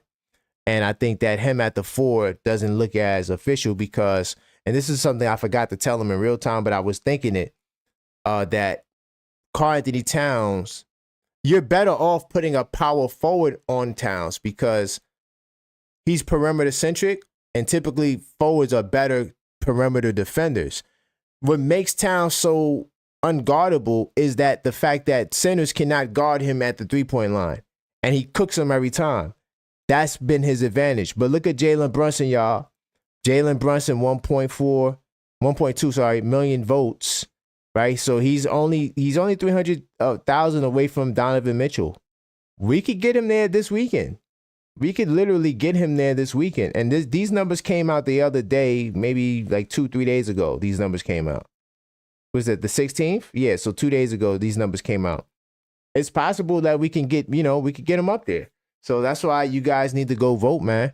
NBA.com. You know what? For the hell of it, since we've been voting every show, why not do it now? I'm going to do it straight, like with no window open, pre-window open. I type in NBA.com. I click on All-Star. On your mobile app, it's going to look a little different, right? You just go on your mobile app, you're going to see like the 3 icon, the 3 dots. You click that, or you click Discover, and then it'll take you to All-Star votes. So real quickly, just to show you how fast it is, we're going to click Towns. We'll click my other guys. I only vote for straight Knicks, even though they might not deserve it, but I still vote straight Knicks. Hey, where's OG? OG's not too far from Bridges. Hold on. OG, yeah, he's right here. Bam. Hit review picks. All right, you're done. Then you click the plus button for the guards. Jalen Brunson's at the top. I like that they got Jalen Brunson at the top, right? So you just, hopefully he just gets votes at being at the top. Anyway, so Jalen Brunson's at the top. Then you just find Josh Hart. Bam, now you got a whole Knick pick lineup. And you just hit submit vote. Boom, you're done. Right? Now you got to make sure you're not a robot. Bam, you're done. Simple. That took 5 minutes. 5 minutes. Let me see. Sandman says, oh, Herb Jones is hurt. Okay. Yeah, so Trey Murphy. Let me tell you something, man. Trey Murphy, boy. I'm riding with you, Sandman. If we can get him in the trade, I will take Trey Murphy for sure. I would trade. Let me get the All-Star fly up there. Make sure you guys vote. But yeah, I would definitely take Trey Murphy for sure. Guaranteed. Yeah, like everybody, like Big Dog Talk Sports say, everybody smash the like button. Yo, Big Dog Talk Sport, if you still in the crowd, maybe when we do, well, I just said I can't do the Warriors game. I just remember that. Damn, I would have loved to do that Warriors game. But that's my late. Oh, wait a minute. All right, so here we could do Big Dog Talk Sports. I'm looking at the schedule. So maybe we can do the, oh, yeah, I ain't going to be able to see it. But maybe we could do the 15th of March. I want you to call in and do that show with me. We're going to do a call-up, play-by-play show with Big Dog Talk Sports. It'll be the Knicks Warriors, the second game. The second game is on the 15th. Definitely, and that's a Saturday. That works. I love Saturdays, Saturday nights. That works for me. Trey Murphy, 6'8". Jones, Jones is 6'8" too. He's up there. Jones is like 6'8" too. And I think Murphy is 6'9". We could pull it up right quick though. We could definitely pull it up right quick. Just so we could both be on point. Just go to New Orleans Pelicans. Am I not seeing? Okay, yeah, New Orleans Pelicans. We go to roster. Yeah, let's look at the heights. Herb Jones, 6'7". I seen 6'8", but Herb Jones, they got him down here at 6'7". And the Murphy kid, that's DeJounte. Herb Jones, 6'7". Why am I not seeing the other brother? Yeah, 6'8". Like I said, I seen 6'9" and 6'8", but okay, I still take 6'8" and 6'7". That works for me. They both got great height. They both got great height.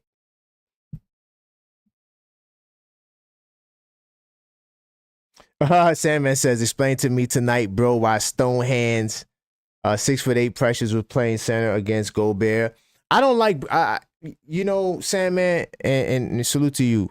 I never like Precious at the 5. Like I never thought that was his position. Like when you see the numbers last year, he was giving you like 7 boards and a good amount of points. That was because he started a lot of games playing power forward next to Hartenstein. And I think that Precious he could be the power forward we're looking for, guys. He could be. But you never know because he doesn't get the opportunity. He's playing a lot of center. Especially now that Towns is there. Now, when Towns is there, he plays a good amount of power forward, but I don't even like him as a backup center. I don't. I feel like I'd rather you give Ariel a shot, man. And look, imagine if Tibbs played Ariel consistently. His confidence would be so high that, him in the rotation would be nothing right now for him. It'll be a smooth transition. He could probably even start. But now he's on the bench riding away. Not even, he's in the G League. But I agree. I don't think that Precious should be playing against Rudy Gobert and those guys. I mean, it's not right. By the way, this is the Knicks call-up show, 646-995-8389. Call up and voice your opinion. You don't have to talk about the game. I'm curious to see how next week's shows are going to be with no game, right? I'm going to make sure I'm going to have some good topics, and I'm going to try to get a special guest to come in on Thursdays, because I feel like sometimes when the Knicks lose, it's just like the energy is just, And I trust me, I know the feeling, because some games are definitely rougher than others. And like, I remember that OKC game, the second one was very debilitating. It was hard to do a show that night. Anytime we lose to Chicago, that's a tough loss. The Orlando loss was tough too. I mean, yeah, some of these losses are just, it's bad. But we're going to see. Let me see. Sandman says Ariel's a good player. I like Ariel. And you see how Dusty comes, right? And he don't know who these bench guys are. And this is why when people say we don't have a bench, I don't think they really understand the dynamics of what's happening with the bench. Like the bench we're not getting enough time, right? It's just not, I don't think it's because these guys are not talented. I just think that Coach Tibbs doesn't trust them. Oh, by the way, salute the Knicks will be champs 25-26. This brother has the best YouTube name, even though right now it's sounding like he might not, but nah, he definitely has the best Knicks YouTube name, because if they don't win the championship this year, he could always say he meant next year. But yeah, Knicks will be champs. Talk to me, brother. Like, what are your thoughts right now? Knicks will be champs, because we talked about the game, but we also talked about this trade that has been rumored for Devin Booker. Do you think that Devin Booker, he's somebody we should consider trading for? I was on the I don't know side, because I'm thinking like, damn, your offense might be crazy, but my level-headed, objective Knicks fan side is like, if you get the brother, how's it going to work? Because defensively, you're still going to be bad. It's not like defensively you're going to come in and you're going to be top 10. I mean, it could happen, but I doubt it, and then you're going to have to change the starting lineup anyway. So why not just change up the lineup to where you want it and give some other guys opportunity? But I don't know. This would be a chance that we don't need that major of a move. I agree. And you know what? I think, Knicks will be champs? I think what the doctor is calling for is a smaller, I'm not going to say cosmetic, but I'm going to say a smaller move for a guy who potentially could be a starter, but somebody who could make it a 9-man rotation off the bench. That's what I would like. I know Mitchell Robinson is still technically that guy whenever he decides he can come back. I mean, we did get a positive update. I'm going to work on that on the background and see if I can get that. But, I think that you need to expand your rotation, like with guys that he can trust. Maybe we do another I don't know, Josh Hart kind of deal. You know how you say how we got Josh Hart?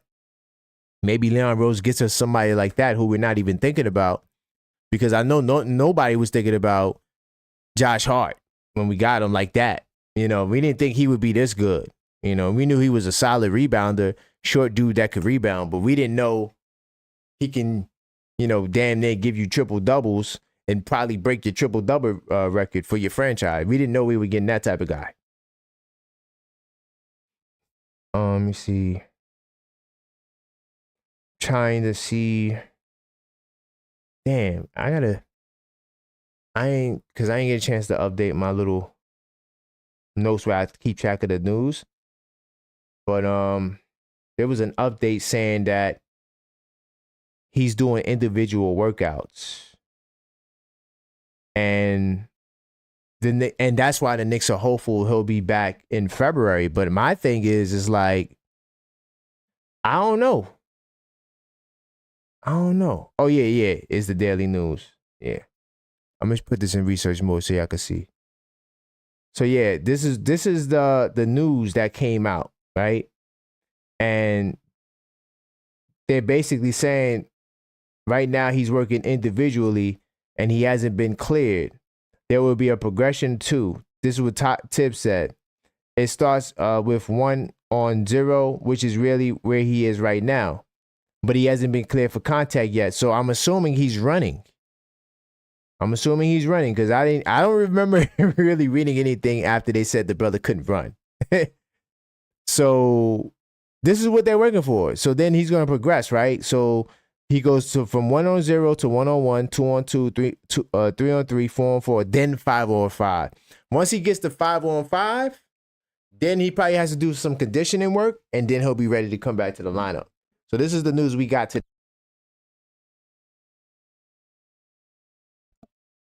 This is the news that we got today.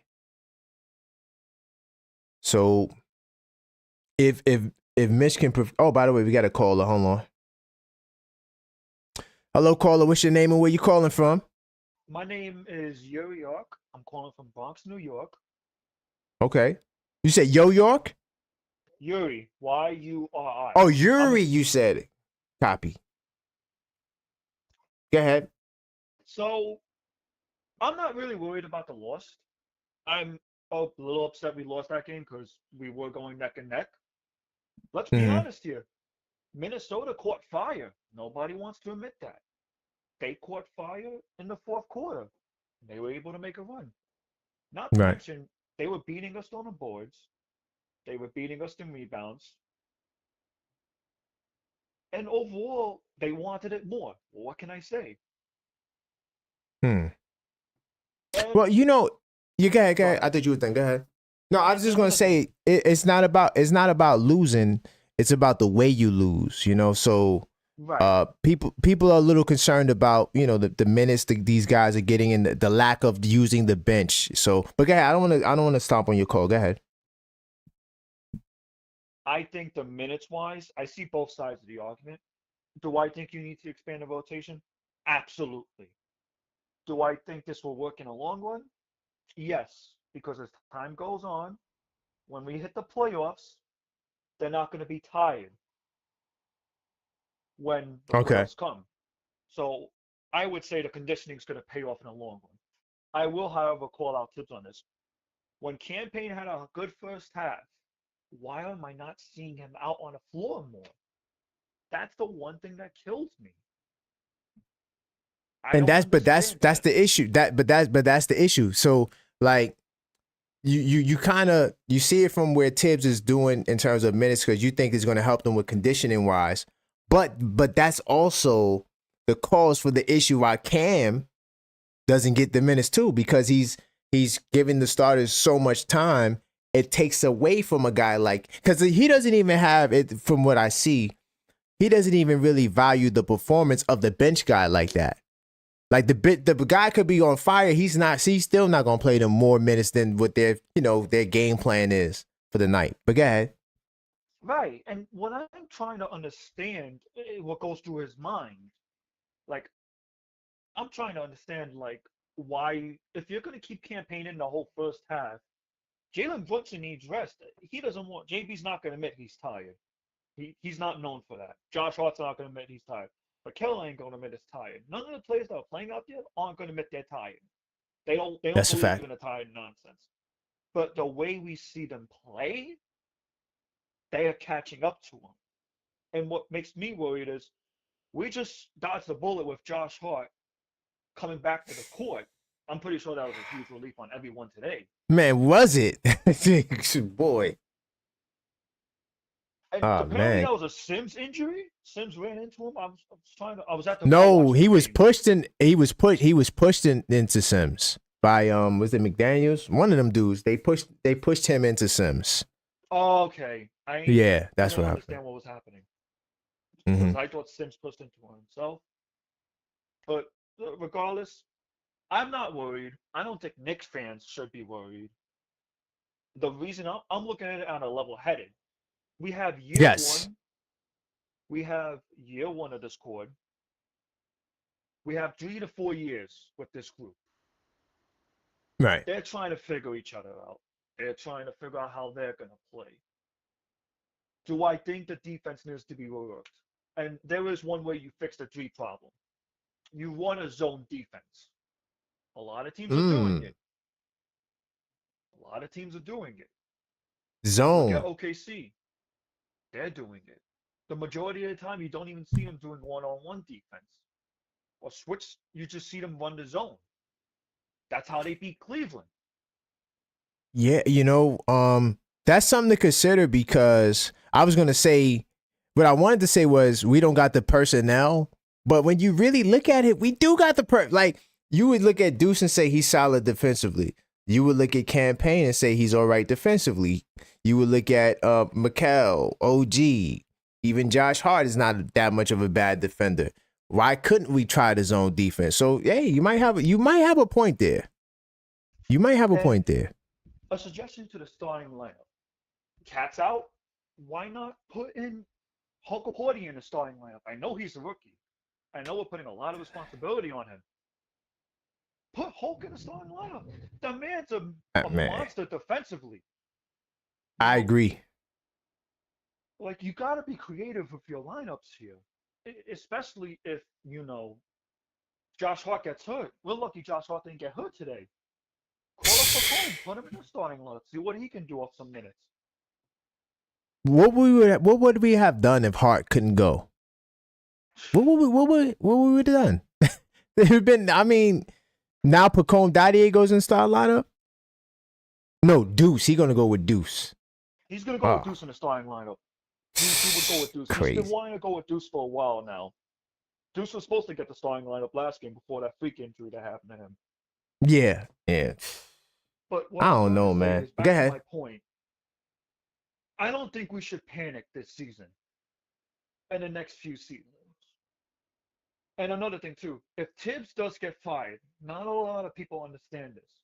Tibbs gets fired, no more Leon Rose. Tibbs and Leon Rose are really close. They talk to each other on a daily. They even if it's not getting reported, they talk to each other. Now, I'm going to address the OG and Josh Hart beef. Do I think there's beef behind the scenes? No. I would like to think there's not. Thank you. Thank you. I appreciate that because I've said that first. I thought I was the only one that thought that. But go ahead. I would like to think there's not. I'm thinking that OG's in a slump right now, and he's having problems offensively. That's my take on it. I would like to hear it from OG personally. If Me too. Beef with the team. Me too. Yeah. I agree. And I wouldn't read into it because, like, I was at the fan appreciation night, and at that time everybody was just they were like cracking jokes while Bill Pito was doing his hosting thing, and it just seemed so organic, like these guys really like each other, like these guys really like it's not just for TV. You know what I'm saying? Like when they harass each other at the post game, when they get a win, love each other. like so it's hard for me to see that. The only reason why, though, to keep it real, is that Coach Tibbs kind of acknowledged it, Yuri. He said, Josh Hart shouldn't call out his teammates. And I'm like, whoa, like why did Coach Tibbs add fire to that flame? He shouldn't even said Josh Hart that. should call out his teammates. I'm going to tell you why. Josh Hart's the one Okay. doing everything on that damn court. Josh Hart's getting offensive rebounds. Josh Hart's getting defensive rebounds. Josh Hart's doing triple doubles almost every single night. Josh Hart's Right. looking to provide for his teammates. But the ego, though, it was the ego comment. He said that we shouldn't have egos. So we were trying to figure out which teammate he was talking about has an ego. See, that part right there, that was kind of confusing. Anybody. That's the thing. I agree. I don't think he's talking about anybody. I think he's trying to say in general, we're a team. We're supposed to be playing like a team. We're supposed to be relying on each other as a team. We're supposed to be making the selfish passes. We're supposed to keep the ball moving. We're supposed to look out for assists. We're supposed to just make sure everyone gets their touches, is what I'm trying to say. So hold on real quickly. Nostalgic Nick, salute to you in the chat. He says that OG and the roommates are beefing. False. That was a shot at OG. So see, like a lot of Knicks fans saying, because a couple of people pointed out, one of the callers earlier was saying how at the game, OG and Hart were kind of like going back and forth and this, that, and the third. So maybe there's some things that we don't see that other fans are seeing. I mean, I guess, I don't know. Because I'm with you. Like, I didn't really see, because of course, I play semi-pro basketball, right? I haven't recently, but so I play organized basketball, and sometimes we yell at each other, man. Like, if you've seen us at times, you would think, oh, these guys don't like each other, but it's just the game. It's just, that's just the game the in general. We want what's best for each other. We want to snap each other out of it. Exactly. I think it's being read too much now. I would like to be proven wrong. Say OG gets traded, which I don't think it's going to happen because OG's way too valuable to the team. Right. But if there is egos in a locker room and if it's getting out of control, I'm probably going to get a hot shot saying this. OG should be traded if that's the case. My reason being is we had way too many egos with Julius Randle. Way too many egos with Julius Randle. And he's the only one that don't got. Oh, he got Precious. I was gonna say he's the only one that don't got friends, but I forgot he and Precious came from Toronto. But go ahead. Right. If the ego is there, let's be honest here. We don't need that in the locker room. Facts. We don't need it in the locker room. We don't need it affecting the chemistry with the team. And maybe that's why. So you think that could be possibly why they're losing games? Like there's some chemistry issues there. We're saying if it's the case. No, we're saying if it's there, maybe because we're trying to figure out why they're losing so many close games. I was saying they're tired, but maybe it's just the chemistry is just not there. These guys are not willing to put it all on the line at the time because they're so focused on the last play. Right. And also, like, they argue with the refs too much. So it could be some lack of focus. Exactly. So maybe that's the internal stuff that we don't see that's happening down the stretch. And if that is the case, I'm with you. They're going to have to move. They're going to have to move OG. He's the easiest one to move off. You can't trade everybody else. If OG's the only one, he has to go. If that's the case. We don't know, though. We're just fans. But we don't know what goes on in the locker room. Right. And I know a lot of people are going to kill me in the comment section just for saying that. But hey, listen, you can't blame. No, they are. I mean, they're saying it's OG. They're hell bent that there's an issue. So yeah, they're going the other side on this one. Listen, if it's OG, I'm going to be the one to say trade him, if that's the case. But I don't know. Like I said, I'm just a fan. Yeah. Yep. And we all are. That's why we're here talking about it, because we love this team. That's one thing that's for sure. 100% fact. But at the same time, you know, we don't want, and I'm with you too. Like, if we don't win this year, you know, it's not the end of the world, right? Of course, I want to get beyond the second round at least, but this team is a brand new team. So it's like to expect these guys to win the championship. Of course, we're going to take it if it comes. You know, we've been here for all these years. I'm pretty sure you go back some years too. We're going to take it, but we the Linsanity ever. right. So see, there you go. So we know what all the suffering has been in the middle of this Linsanity to now. So, you know, at the end of the day, it takes time to get to that next level, right? Especially when you got a group like this. So, yeah, we're gonna root for them. Yeah, we want them to go far, but it shouldn't be like, oh, it's a failure if you don't win the championship, because I hate that. only narrative one so team. much. There's hate only that one narrative. team in the league that can say that, and that would be Boston, because they spend a whole lot more money than us. And yeah, it's crazy over there because the owner was rumored to sell a team. Now he's holding on the team for a couple of years. Like, these guys can't afford those salaries. So even though it looks nice but they have to win to justify it. If Boston loses, oh my God, If Boston that'd loses, be they're gonna blow that team up. Trust me on they that. have no choice. Yeah, because the money they're spending to pay all these guys, it's insane. And yeah, they're a larger. They're, you know, Boston considered a large market technically, but they're not that large. You know, so the money will be an issue. So Boston's the only team that could say, "Oh yeah, if we don't win this year, it's a failure." Every other team can say, "Oh yeah, we could come back next year." You know, because most of And these the Knicks teams can are say they either can new come or back young. next year. The Right. Knicks can say they can come back next We year. can come, yeah, facts, Because, yep. like I said, we got 3 to 4 years with this core. Oh. And Oh. I'm going to propose a trade if it's true what's going on behind the scenes, and they're going to plan to trade OG. I don't know what's going to happen. Mm-hmm. I would try to get that kid Dyson Daniels from the Atlanta Hawks. Oh, you like Dyson? Okay. I like Dyson Daniels. I'm all about defense, and we need a guy that can come off the bench. But he's And gonna start. He would he's gonna- start. Yeah, I Right. think. Well, no, he could come off the bench if you're going to start like Precious, right? And then you're saying we're gonna bring him off the bench and then start Hart and OG. You can do that too. But because I'm assuming you would trade Brett. You're talking about moving Bridges for him, right? I'm just making an assumption. I Oh, you would talking put about Bridges OG? on a second unit, not Josh Hart. Oh, okay. Because So you talking about Josh Hart- trading OG? You would trade OG for Daniels, and then put Bridges off the bench. That's what you're saying in Yes. the trade.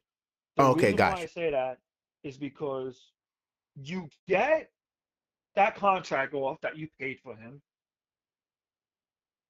You get that max contract off. You get your salary cap back. You get how old is Dyson? He's 25, 26? He's around that age? He's young. Yeah, he's around that. I could check it real quickly, but yeah, he's around that age. So you get a good contract for him, right? And on top of that, you get a guy who can play the defensive end and doesn't have 6'8". really, he's 6'8". He's got a good wingspan. No. Healthy. He's not injury prone. Yep. You can't go wrong with that. That's my take on it. Obviously, I wouldn't take OG off because he does bring value Right. to the team, but Well, of course. You're just saying Hypothetically possible speaking. trades. Yeah, hypothetically, especially if there's chemistry problems. Get this, yo. He's averaging 13. Dyson Daniels averaging 13 a game. What OG? Doesn't OG average like around 14? This kid's Around averaging that. 13 a game. He's 6'7". Man, this kid, he has a future Atlanta in got front him of from him. Man. Atlanta got him. And he's Really born good in from New Orleans. He's born in 2003, so he's 21. He's turning 22 in March. Next GM, Yeah. I'm not turning on OG. I'm just saying, brother. Nah, we not. Yeah, we not. We just having a conversation as Knicks fans. This is what we supposed to do. By the way, this is the Knicks call up show. If you want to call up It's 646-995-8389, man. Feel free to call up and have a conversation with me. I'm gonna let you guys talk. I'm not gonna just, be the counter guy. I'm gonna allow you to Next get GM, I'm your not voice trading. off. No, next GM, I'm just saying. I'm just saying, bro. Hypothetically speaking. All right. Listen. Yeah, hypothetically. Hypothetically Honestly, speaking. like I would like if they are going to make a trade for it to be for a guy who can expand the rotation to 9 guys, somebody that Coach Tibbs will trust and will expand the rotation. Like if you're not doing a trade like that, to me, it just doesn't make sense. That's Right. just That's the tricky thing with Tibbs. We don't know what player he wants, honestly. See that part. That's what kills me.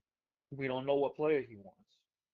No. And the way I see it, if we don't know what player he wants, it's going to be tricky for him to make a trade. Oh, somebody put in the chat.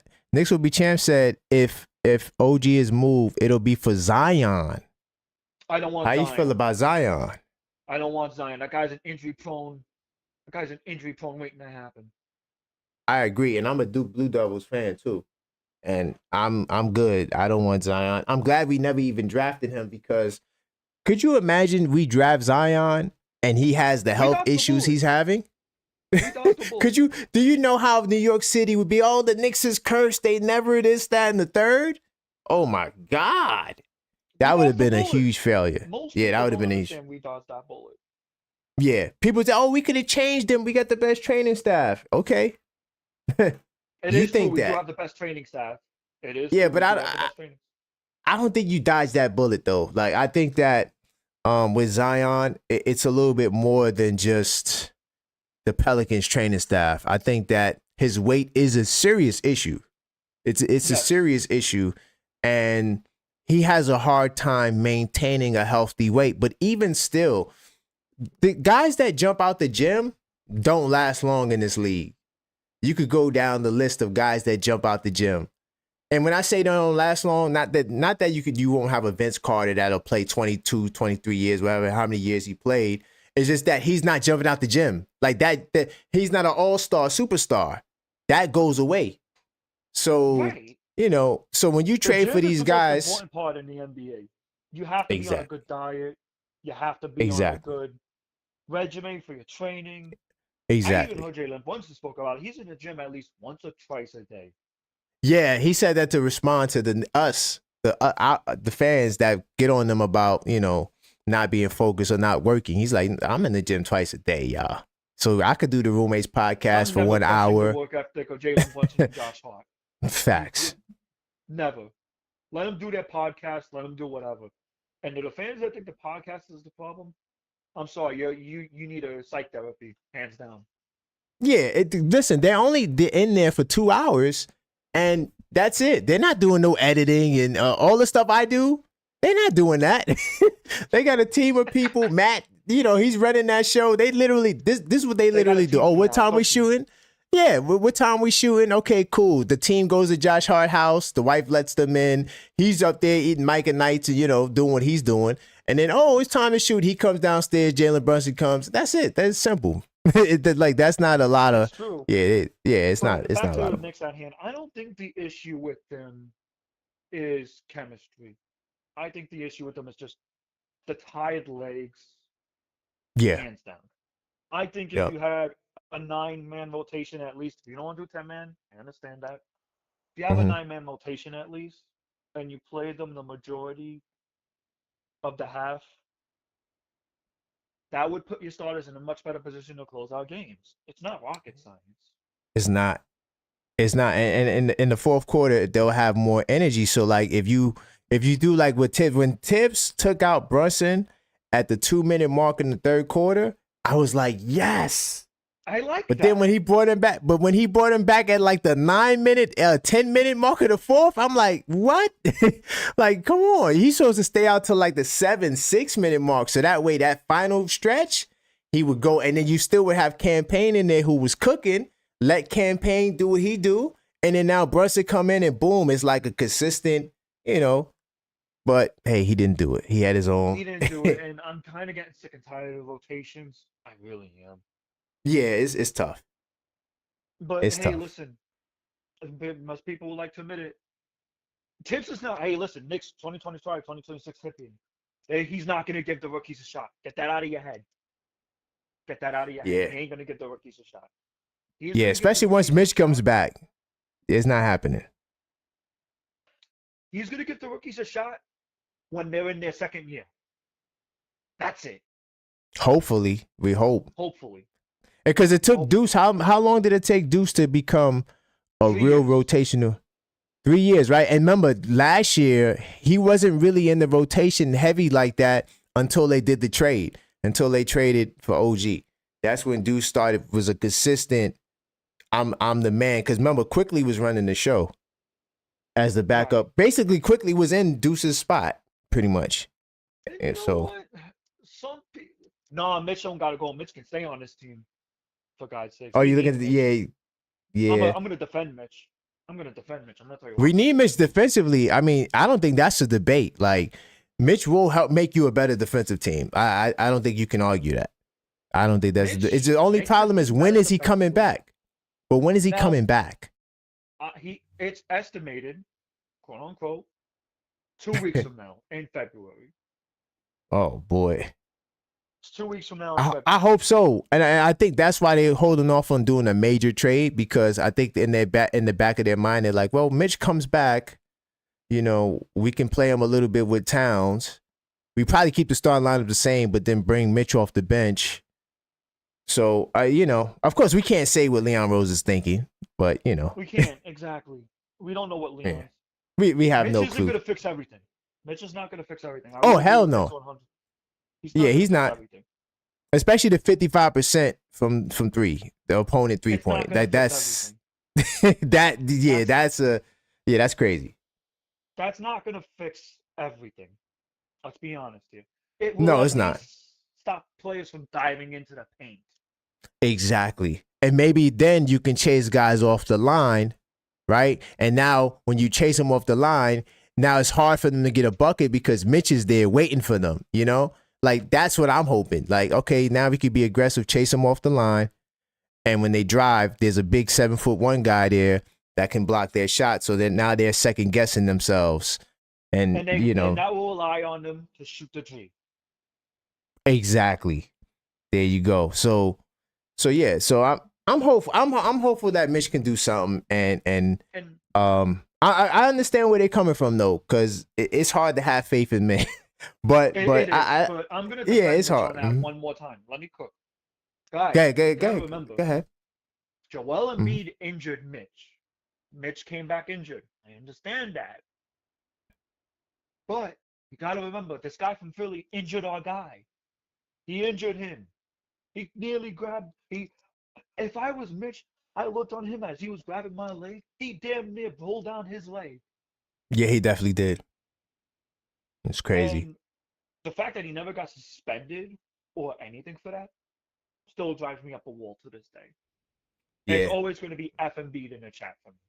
Matter of fact, Yeah. you guys in the chat, can we get an F and beat in the chat right now? hey, a little censorship. Don't go too crazy. We don't want. I'm not. I'm just saying, YouTube. I'm just saying F. I'm just saying F and B. That's it. Okay. I got But, you. Nah, I'm rocking with you, man. But any other things you want to talk about? No, we that's. spent- I just want to like give my own take on the next season. I think No doubt. we came far from game one against Boston. I know we got blown out by them. I had to hear my neighbor next to me when he was watching the game with me, because my neighbor's actually a Boston fan. I was at his house, and I'm sitting there as a Knicks fan. I'm like, really? The 3-point shot? Is this going to be the bane of my existence throughout the rest of the season? So forth, so forth, so forth, so forth. It's been the bane of my existence. I will agree with, before I go, Ted Miller on one thing. Go ahead. Because I did meet someone in the bar that time I was saying you should fire Tibbs in the offseason if the Knicks don't get past the first round. Nah, I think that's a. That's I a think valid statement. we're past first round like goals. I think our goal should be conference finals. I know it's gonna be hard with Cleveland and Boston, but if you gotta at least get to the second round, like, you know what I'm saying, like There's no like you excuse. gotta Either you get to the second round, yeah. or you fire Tibbs. I'm Yeah, sorry. he might have to go. No, you know what? I wouldn't say fire him. I would say put him on the hot seat. Put him on the hot seat. Like, hey, we're now you didn't get us there, so now you got to shortly when the season start. We can't see 10-10. Like we can't see 8-12 or something like. Once we see that, now we got to make the move. You know, I'm not sure if you're gonna fire him because you already extended him. He's not going to get So- fired. If anything, he's going to be put in the front office, calling it. He'll be put in the front office. Oh, okay, and that will satisfy with I trying to remember who said that earlier. That said was that you that said they were friends? Somebody said they Yes. were friends earlier. Oh, okay, yeah. That So was then me, that and I'm that pretty sure that was somebody else in the chat. Like I that said that'll before, satisfy. Yeah, that'll satisfy the friend you thing. get Now the your friend is satisfaction close of with the you. fans, right? Mm-hmm. Tibbs gets to be in the front office with Leon Rose, and I'm pretty sure, since the both of them were really close, and they're going to be in the front office. Mm. Now, a lot of people don't like to admit it, but hey, you get what you want.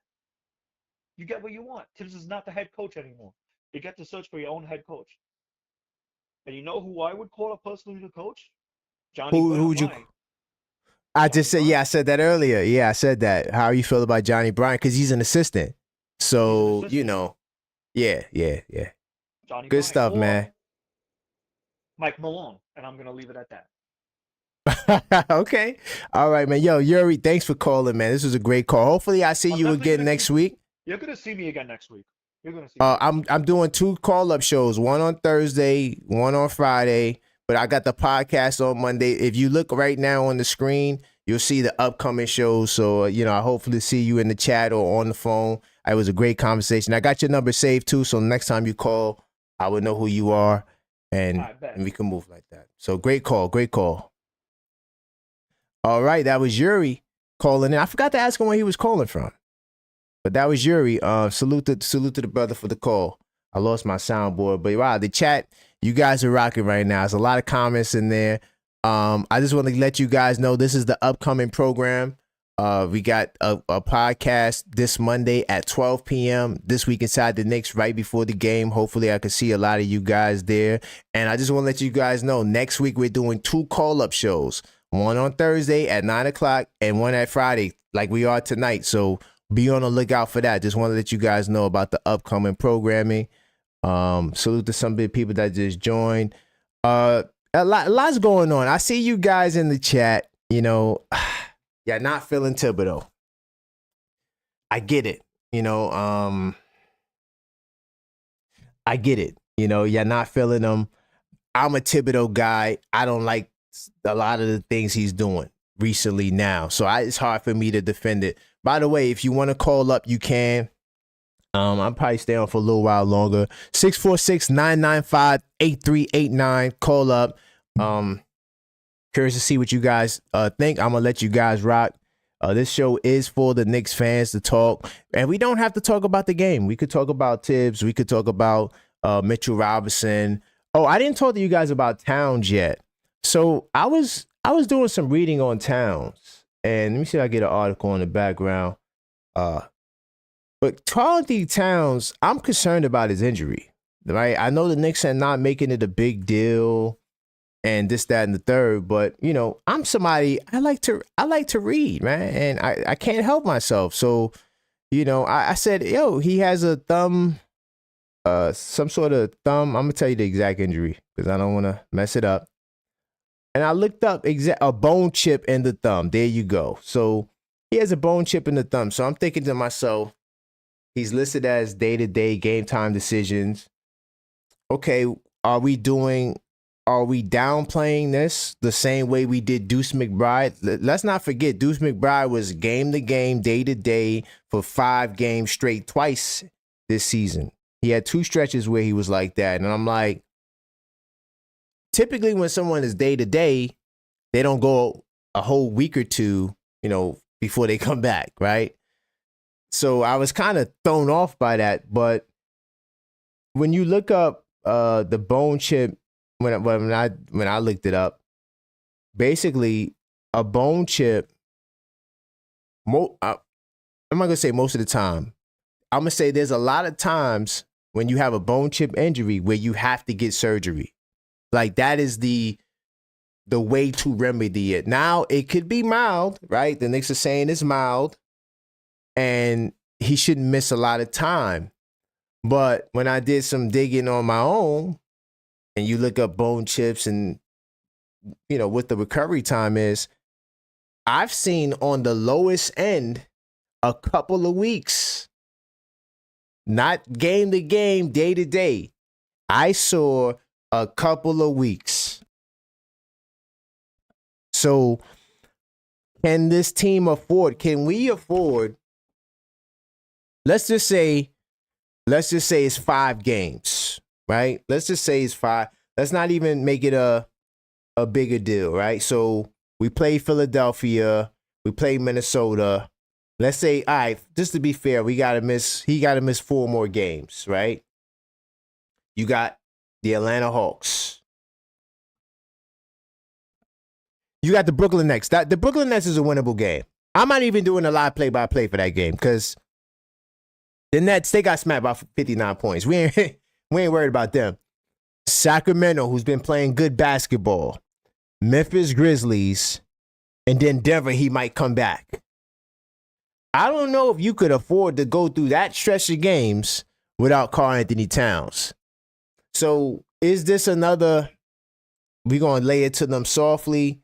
We're not going to make it like, we're not going to say Towns is going to miss 2 weeks because people will freak out, or 3 weeks. We're just going to put him game to game, day to day, and hopefully nobody notices. Because I'm looking at all of the game previews, and I'm like, damn, Towns is listed as day to day. Because I want to see what some people are out with a return date. This brother's listed as game to game, game time decision, depending on which, website you go to. I'm a little concerned about that, And then what I read too is that, because right now they're waiting for the swelling to go down. Yeah, the swelling, he still had, well, when I last read it, I'm not sure about right now, this moment. They did show him in the garden, but I don't think they looked at his thumb to tell us what the swelling prognosis is. But they were waiting for the swelling to go down. And the hope was that the swelling could go down enough to the point where they can wrap it, that's kind of uncomfortable to me, as a basketball player. You got, it's just, I don't know, but maybe the swelling goes down to a point where you can try to wrap it and treat it and hopefully hope that it doesn't swell up again and delay any potential surgery that you would need till the off season. That has kind of been the goal for the Karl-Anthony Towns. I don't know. I'm concerned. By the way, like I said, this is the Nick Call-Up Show. What are you guys feeling about Towns? Knicks 100 says, common sense says get the surgery. But he'll be out for the season then. Knicks 100. If he gets the surgery, Towns is done for the season. That is season-ending surgery. I don't think he can come back. I didn't look at the recovery time period, but you're in January right now. So you getting surgery in January to hope you come back in April? I don't know. That might be tough. Like Maxine says, salute to all the mods in the building. Definitely hit the subscribe button. If you're not subscribing, hit the like button too. If you just support the show, man. I'm trying to get my soundboard back. I kind of feel like a loss without it. But let me see. Trevor says, you're special coach 3 games. Oh, you guys having some good conversations in there. Players gonna karate chop his hand. Yeah, Nick 100. They gonna karate chop his hand, brother. So Nick 100, are you prepared to possibly not have Towns for the playoffs? Because that's what it might have to be. And then, it's crazy, right? That Towns also has the knee tendinopathy too. He has the jumper's knee. So it's like, man, he got it on both sides, and he got to hope the swelling, he's playing the swelling game. Got my soundboard back. Let's go. Let me see what you guys talking about, man. You got to fix that right away. But hold on, let me see if I could real quickly in real time. Let me see if I could find where I was at, because I wasn't prepared to share this. Let me see. Bone chip injury. Oh no, you know what I'm saying? I'm gonna say bone chip finger surgery. Let me see if I could find the article I was looking at. Because this is a concern, man. Let me see if I could all right. By the way, this is the Knicks call-up show, 646-995-8389. If you want to share your thoughts on Karl-Anthony Towns, the game, Coach Tibbs. Right now, you guys going in on Coach Tibbs. So I'm going into research mode. So this is saying broken finger. I'm not sure if that's the... I don't think his finger is considered broken, though. Hold on. Let me see. We just gonna have to rock off with the AI overview right quick. Bone chip surgery, known as finger fracture fixation, is a procedure that repairs broken bones in the finger with metal plates, screws, or pins. The type of surgery depends on breaks in pattern and location. See, all that extra technical stuff, we don't know that. Let me see. Recovery. After surgery, you need to wear a cast or a splint to protect the fracture. You may be able to move your finger soon after surgery if the repair is strong enough. Your doctors will let you know when it's safe to resume activities. But how long? See, AI is not telling us how long. I don't want to look up broken finger. I think this might be it. Okay, hold on. I think I might got a date, y'all. All right, cool. So look, it says here, if an incision was made, it's closed with sutures. Local anesthesia is administered for pain relief. The finger is bandaged and placed in a protective splint. Patients typically go home the same day. Evaluation of the hand is encouraged to reduce swelling and pain. Pins usually removed 3 to 6 weeks after surgery. Screws and plates are not removed unless problems develop.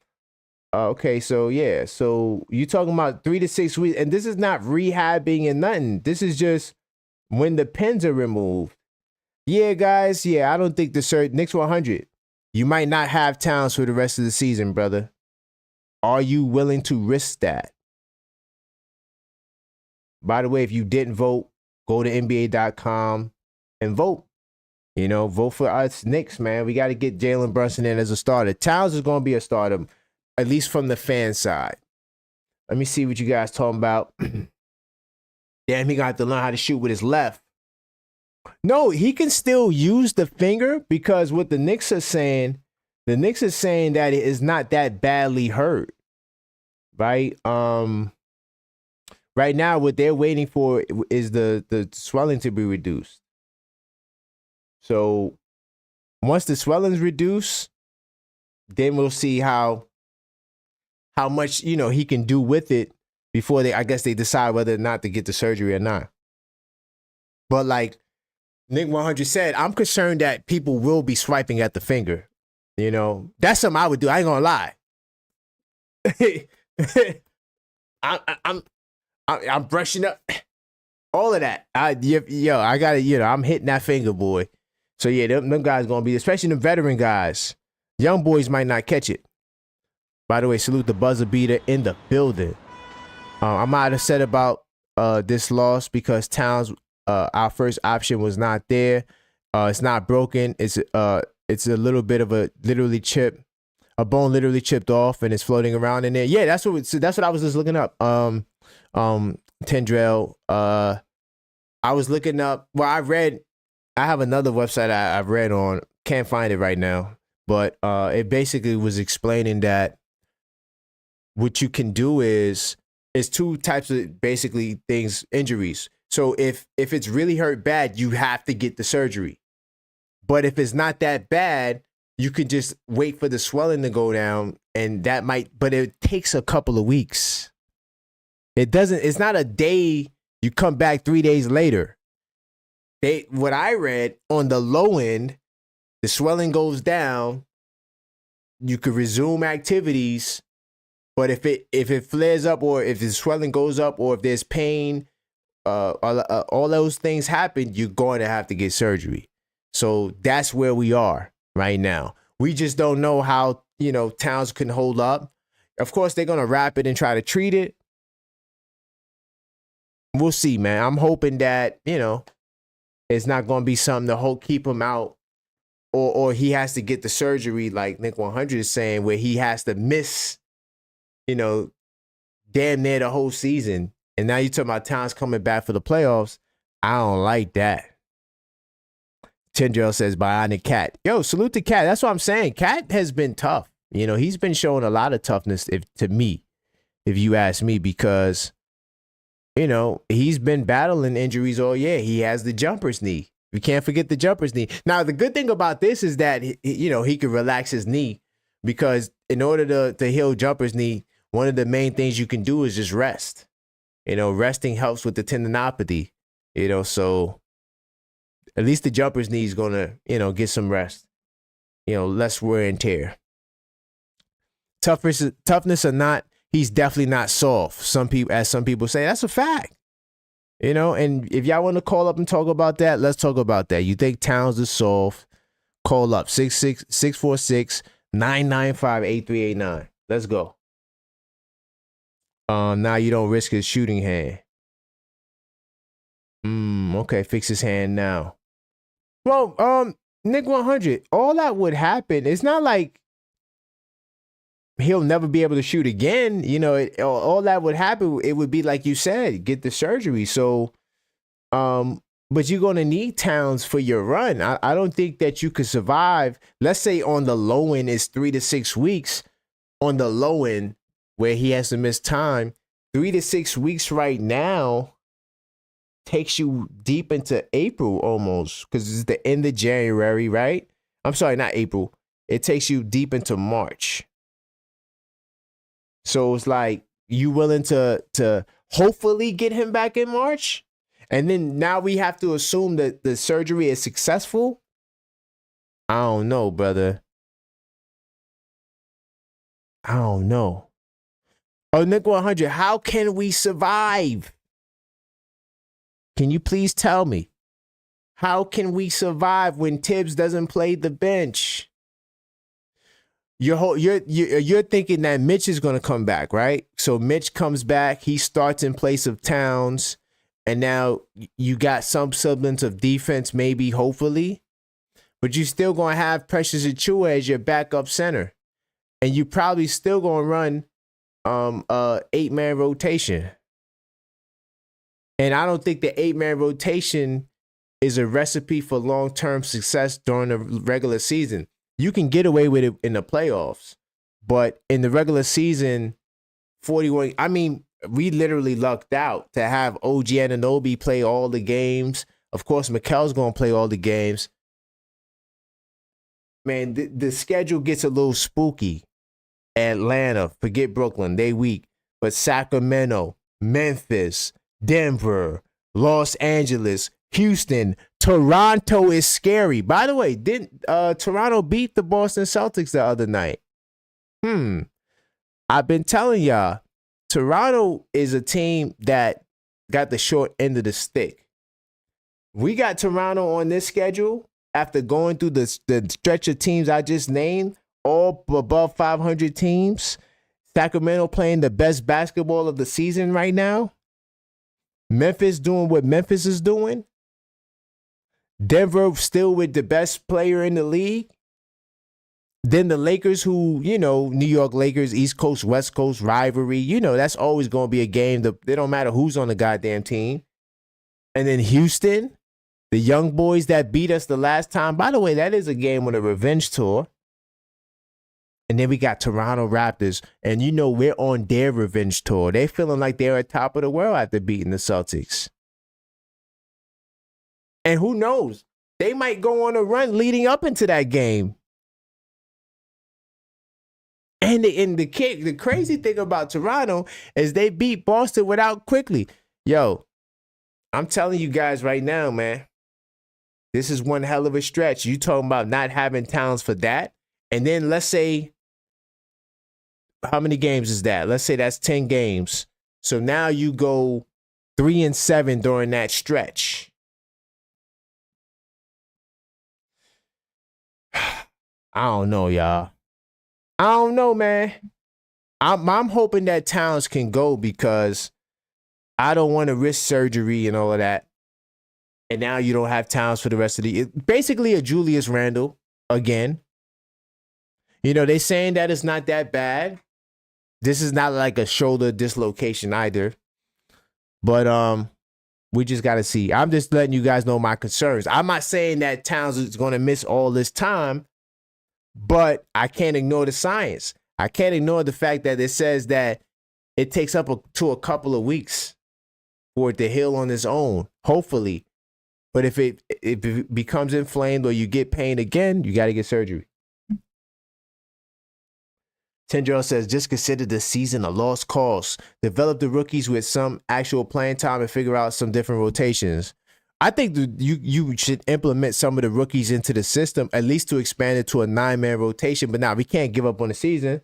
We still can be a top 4 team, you know, without Towns. If we were a top 2 team without Randle last year, we could be a top 4 team this year without Towns. It's not like the rest of the East is like killing it like that. Like right now, the East is like still kind of wide open outside of Cleveland right now. And well, yeah, I'm gonna say outside of Cleveland because right now us and Boston are kind of a couple of games apart. No, 3 games apart now because we lost. Let me show you the standings right quick. So look at the East. Cleveland's the only team that's like in a different stratosphere. But you got us and Boston who kind of like, we still behind Boston, but like, yeah, we can catch them if we really put our minds to it. But you got the Milwaukee Bucks. You got the Indiana Pacers. Milwaukee Bucks is showing that, okay, they solid team. They got positive differential. They held this plus positive differential for now, like the past, I would say 15 games. I've been watching it. So, okay. And they got top 4 differential right now in the conference. We know Orlando only fell off because of injuries. But if Orlando had their team, they would be right up there with us. So we said Orlando's banged up. Indiana is once in a while. They just crossed over to a positive differential, but Indiana hasn't really been consistent. None of these teams have been consistent like that in the East. So I don't say you give up the season. You know, I say you do the best you can, but you definitely not catching Boston and Cleveland without Towns. And you better hope you can stay within Milwaukee, whatever Milwaukee decides they trying to do. And yeah. But yeah, I just wanted to show you guys the standings right quick. Let me see some of these comments as we get the wind down. But you guys can still call up. As long as I don't end the show, you guys can call up. Let me see. Lou Boogie, let's not forget when Randle held off his surgery and returned looking terrible. No. What happened is this, in terms of surgery timelines. If Towns goes and gets surgery now, he more than likely probably won't come back this season. Now, the bright side of things would be like if everything goes perfectly, he rehabs and everything looks great, he could come back in April. But more than likely, if he gets the surgery, he's done for the year. Now, if you guys are cool with that, then fine. But I still want Towns to play. Now, let's say he continues to play, gets hurt, then he gets the surgery. He'll still be back before next summer. Next season. So whether he gets hurt now or in April, unless he does further damage, which he could further. I mean, that's a point too, but I'm not trying to be that pessimistic. I'm just saying, like, it's not like he dislocated his shoulder, you know. So to me, it's a little different. But Landry Shamet came back from dislocating his shoulder. I don't know. It is what it is. I'm not a doctor. I just like to read a lot of science stuff. Let me see what you guys talking about.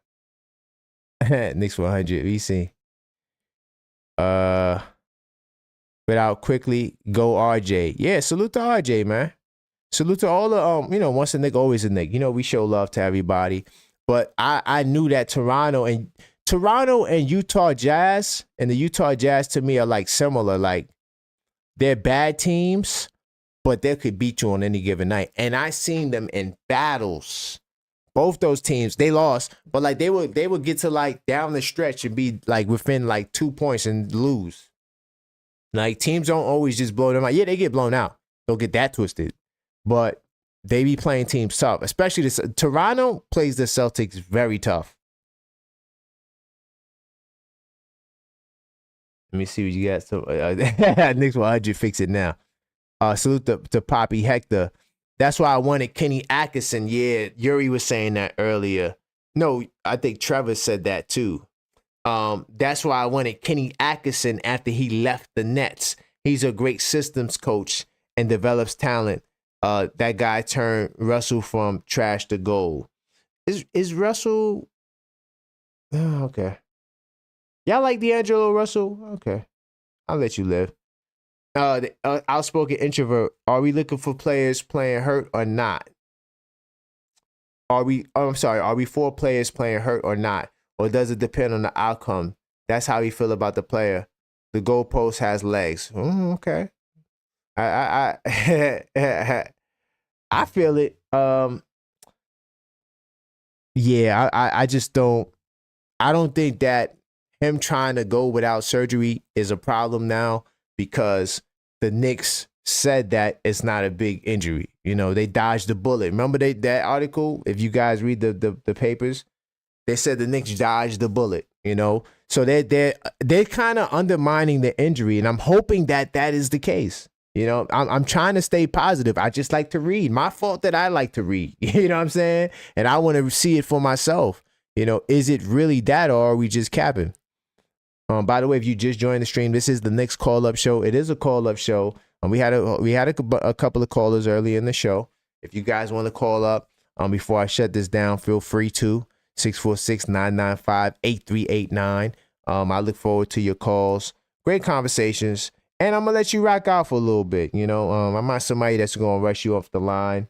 I like to, you know, allow the caller to speak their piece, because, you know, most of the time, you know, unless you got some friends that you know, you don't really get a chance to talk hardcore Nick talk like this with a whole bunch of other people that actually understand the game. So that's why these call-up shows are pretty cool. And yeah, we're going to keep it going. And to, somebody said earlier too, I think that was Yuri again, and somebody else also said it. Losing tonight was not the end of the world. It's bad to lose, of course, but we knew that Towns wasn't there. That was going to be a tall task. Ant-Man. But, you know, this Atlanta game, y'all. I'm telling you guys right now, we can't lose to Atlanta, man. They got to figure it out. Tibbs got to dig in his bag of tricks. I don't want to see an Atlanta loss. And I'm glad that's why on Monday I'm doing the podcast, y'all. For those of you guys that just joined, or you new to the channel as well. I do a podcast on Mondays. Typically, I do it at 6 o'clock. But because this Monday is a holiday, this week Inside the Knicks will take place at 12 noon. So yeah, I don't want to do an after game show, because if they lose, y'all gonna be crazy. I'm good. Catch me before the game this week Inside the Knicks, and then of course next week Thursday and Friday we will have 2 Nick call-up shows. By the way, I forgot to point this out too. If you guys like this hat is it's a licensed hat by a company called Z Hats.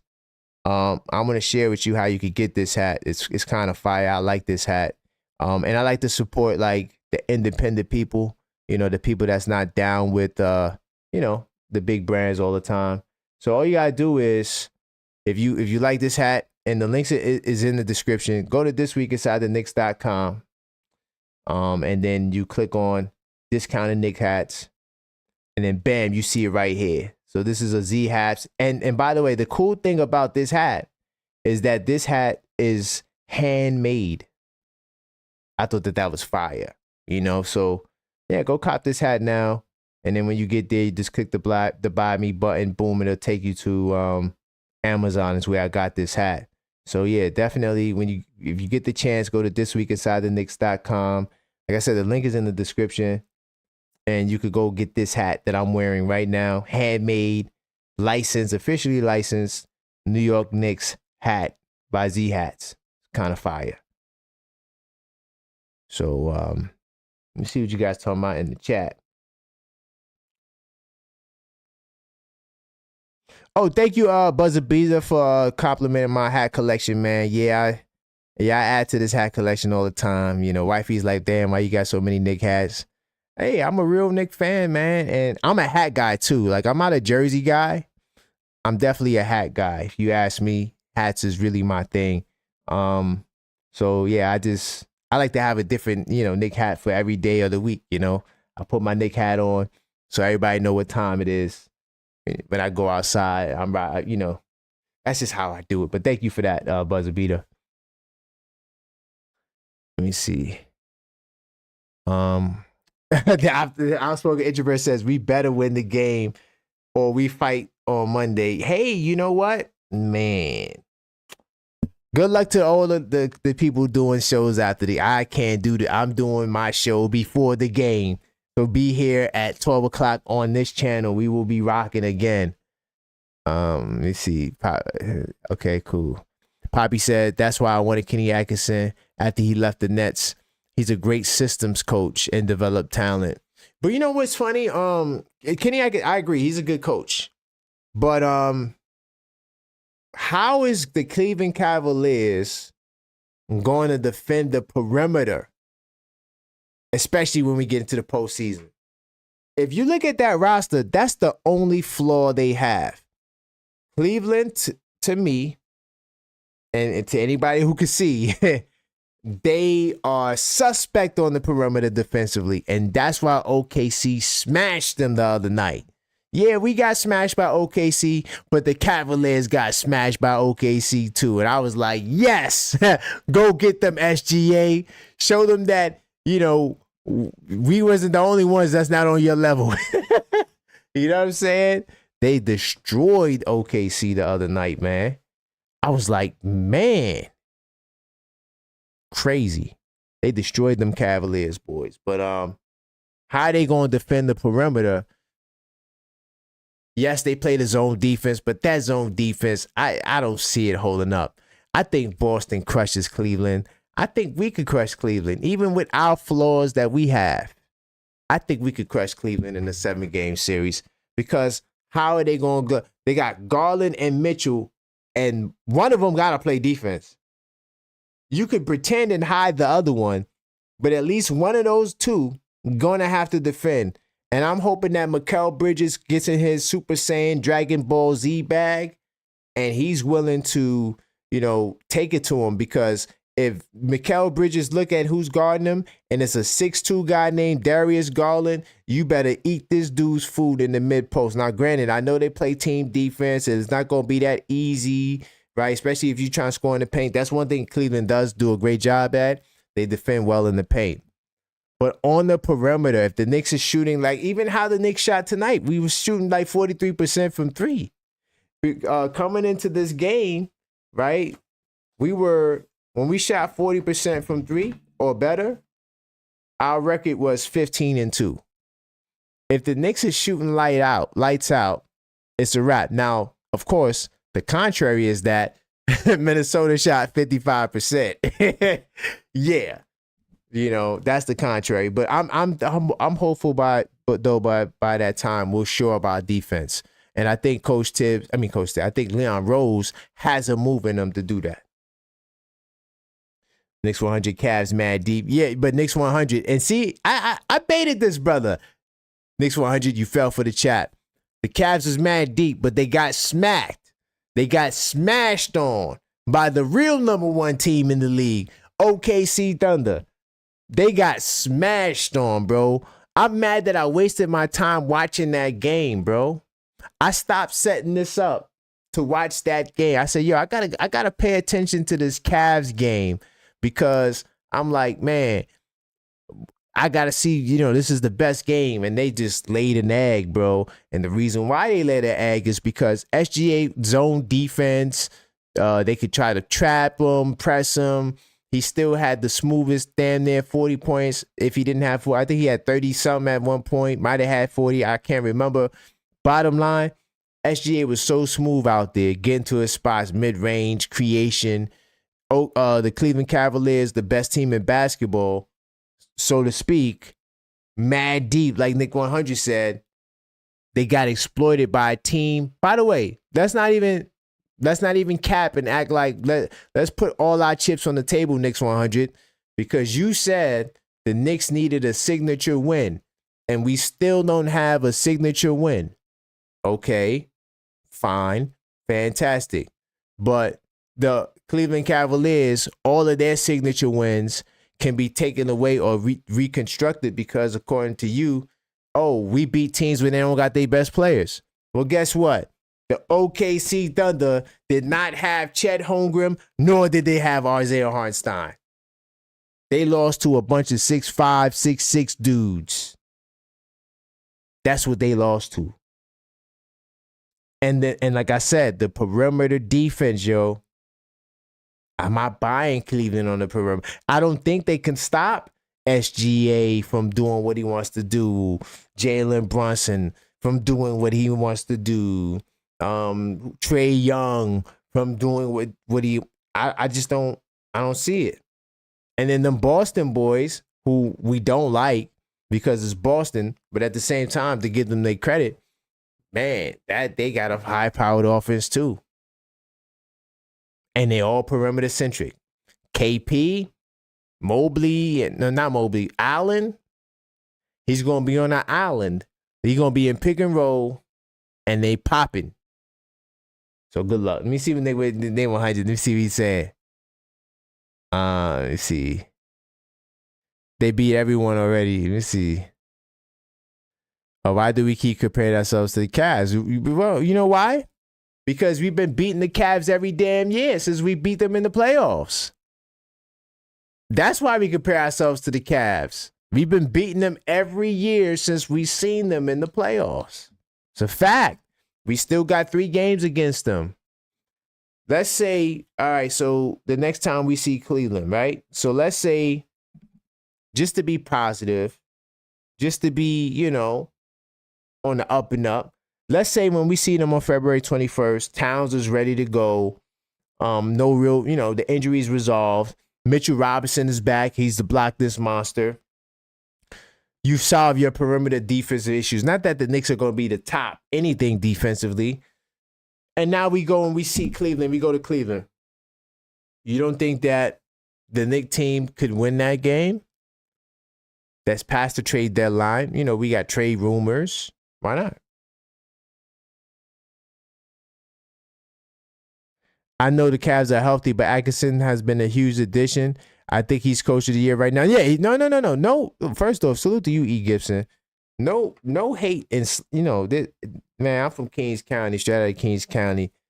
And, we don't, where I'm from in Kings County, we don't hate. We participate. So I'm not here to take any shots from Kenny Atkinson and try to diminish him. No, the brother can coach, and he definitely is coach of the year. All I'm saying is my flaw, because every team, even Boston, they all got flaws, even OKC. All these teams got flaws. They got weaknesses that can be exploited. The question is, do you have the talent to exploit their weaknesses? What I'm telling you is that a Knicks team that is more polished, where we address the backup center and we playing a 9-man rotation, and now these guys are a well-oiled machine and they're better defensively. Why couldn't a team like that beat Cleveland? We've been beating them every year. I'm just saying, they got the same team. Yes, they got a different coach. Okay, fantastic. I'm not taking that away from them. But that perimeter defense with the 2 small guards, Mitchell and Garland, to me, defensively, is a liability. They better perfect that zone because they're going to have to run it. And they better make sure they rotating on that zone, because if they not, they getting torched like they did against OKC. And just remember I said this, by the way, y'all. Remember I said this, because playoff come and Cleveland gets torched. Yeah, I said it. Knicks 100 says, I doubt we'll beat the Pacers. When we see the Pacers again, ooh, yeah, we see them on the 11th. That's a TNT game, too. I wonder if that game is going to be on MSG. Because sometimes, like, the game is on TNT, that doesn't mean that it's not going to be on MSG. I'm curious. I say that right now, that game is so far into the future. It's like 10 games away right now. I don't know.